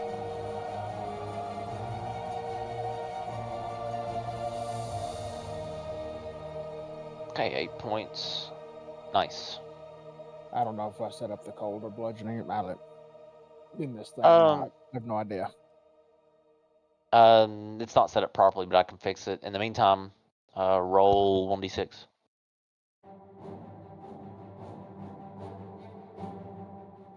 Cold Right, damage. Okay, so some cold damage goes into the zombie as well. And then I'm going to use my extra attack, and I'm going to swing my other Psy around and try to impale it into its skull. Okay, go for it.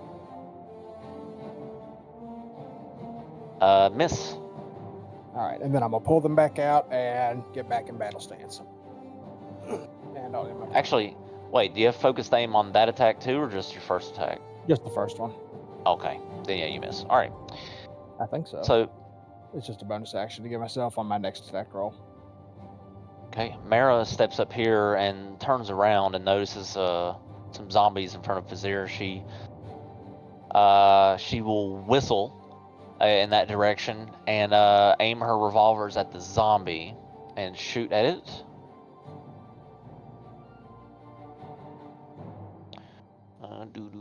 Normal. All right, that will hit.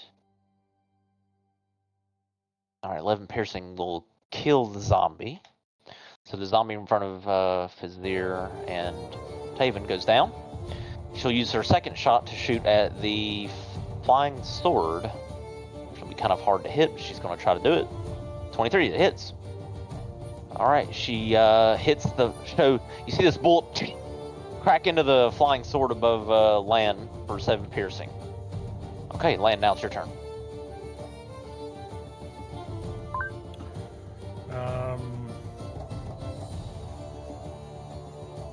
Lan's gonna use the longsword and attack the magic sword, I guess. With which weapon? The longsword. Oh, the one that opened the door? Yeah. Okay. It does regular 1d. Actually, see. what would it cost me if I sheath that and pull out Shadow Fang? Nothing. Okay, then I'm gonna do that. Yeah, I mean it's not like you have it equipped and not Shadowfang. You have Shadowfang equipped too. Gotcha. So yeah, I'm gonna quickly put the relic sword away, take out Shadowfang, and attack this guy here. And since there's Ezekiel next to him, sneak attack. Let's see if I hit first. 10. Miss. All right. Then I'm going to bonus action disengage, and we're gonna get We're gonna get behind Taven, and we're gonna end our turn there. Okay, Aspen. 2 gunshots go off behind you as you hear a fierce round of combat taking place just outside the door. What do you want to do? I'm gonna yell out, "Do you guys need help, or do you have it handled?"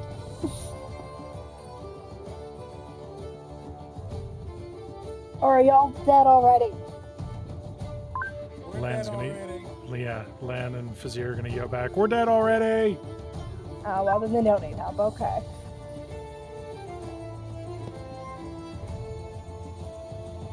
Alright, let me see. How far are those things? If I'm trying to measure really quick. How far can I throw my javelin? 120, I think. Disadvantage. 120? If I do it recklessly, just a normal roll? Sure, I'll allow it. Alright. I don't want to rage yet. Just meh. Sure, but I get it.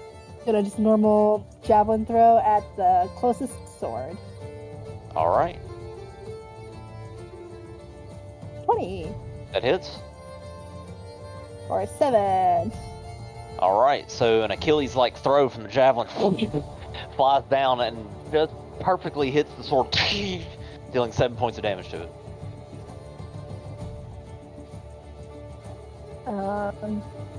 Oh, and I guess Sure. if I can use my infused returning javelin that I forgot I had, that I got the infusion from for Kappa, I'll do it again. Okay. Just the closest one, recklessly. 16. Miss. Can I add my inspiration? You can. 1d8, 4, so 20. Okay, that hits. 9. All Damage. right. How do you want to do this?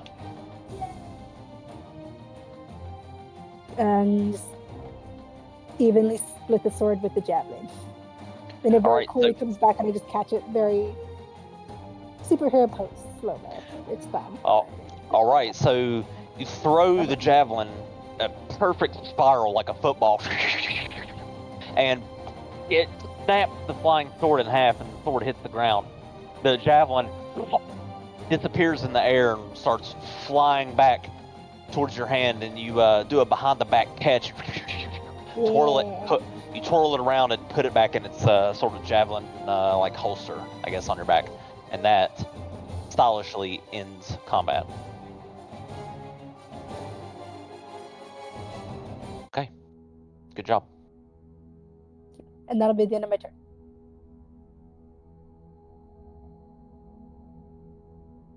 Oh, that flying sword was still... That one was supposed to be...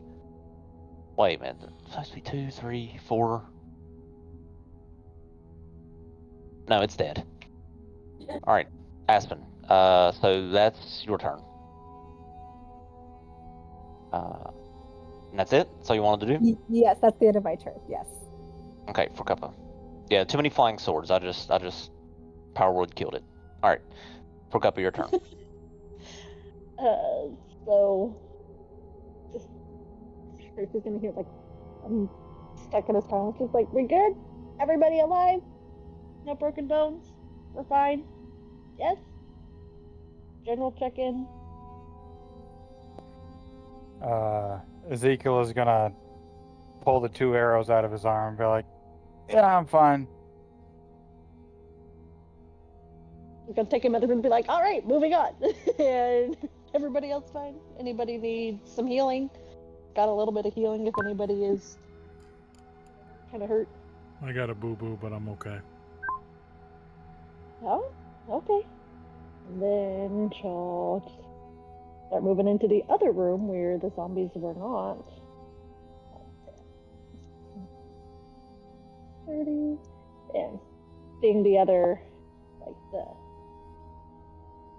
essentially constructs and the armor again, like we saw before. She's like, nah, I'm staying right here. I'm not getting smashed by another one of their things again. You guys have fun. I'm gonna stay right here.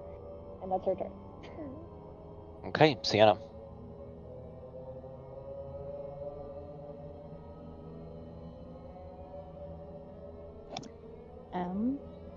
Well, I missed out on that battle.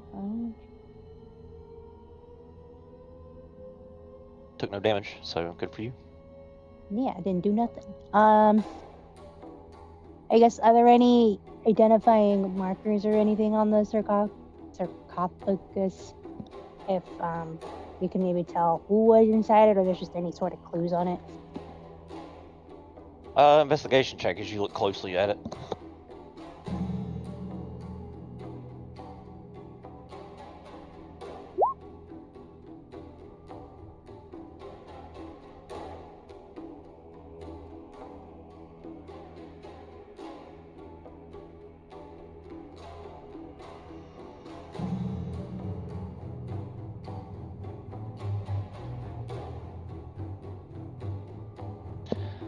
Your instincts are pretty strong, but this is a sarcophagus is pretty dense with age symbolism and sort of this magical weight. You can sense at least that much, but you do recognize a few repeated motifs. Draconic script weaves through the celestial glyphs that are on it, flowing in circular patterns like prayers or commands. You do notice a motif, a winged eye encircled by chains.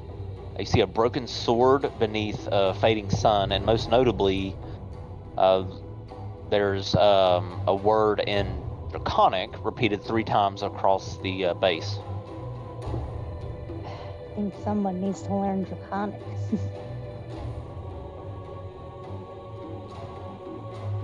Next time, I'll buy the expensive Draconic helmet. Words.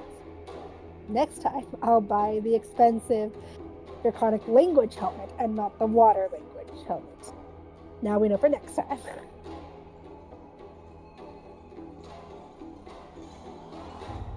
Cool. Well, I'm still gonna wait here because I don't want to go up there. All right, Ezekiel.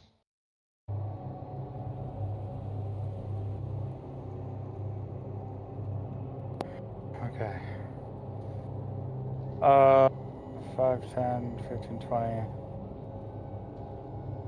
I'm gonna slap myself in the chest real quick and cast Lay on Hands on myself. Okay. So that's 20. You can choose how much. Yeah. I'm adding it to myself. There we go. Okay. And then I still have the wall climb shoes equipped, right? Those didn't get taken from me last session? Yeah, I'm pretty sure you still have them on. Okay. I would like to walk 10 feet up the wall. All right, Ezekiel walks straight up the wall.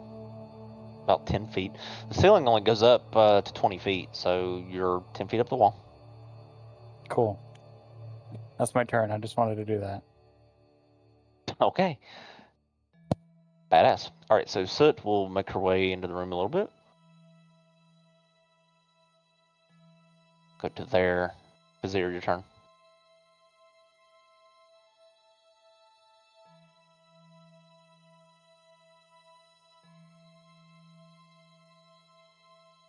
That's my movement and.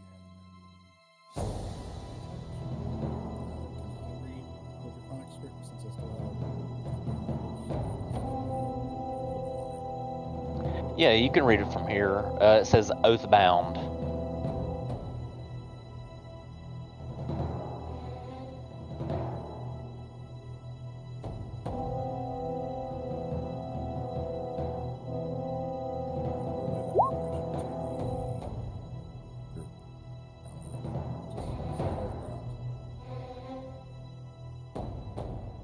Visual or visible text or symbols or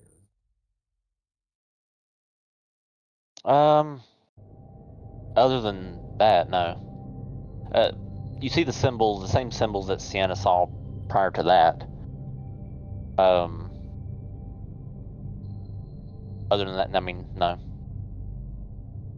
You can tell that it's very old. pretty sure the moment we crack this open, these things are going to come alive. And that'll be my turn. Okay.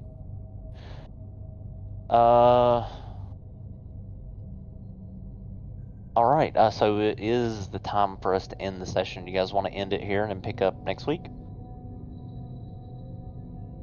Yeah, this is a good stopping point for this week. Okay. So what we'll do is we'll just wipe out initiative and reroll initiative next week. Since it seems to be screwing up on roll 20 anyway. It'll probably screw up anyway if I leave it up. So we'll just leave it there, and then we will pick up with the remainder of the dungeon crawl next week. I hate ending in the middle of a dungeon crawl, but it is what it is. You guys are in the Sanctum of Care Veneer after opening a long sealed doorway and hearing the call of something or someone from within who heard the song that Sienna played and resonated with the door that unlocked. We'll find out what that is next week.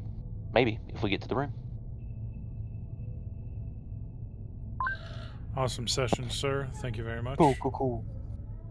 Absolutely, yeah. So I'll be going. I'll talk to you guys next week, and we'll continue from there. Have a good night, Bye everyone. bye.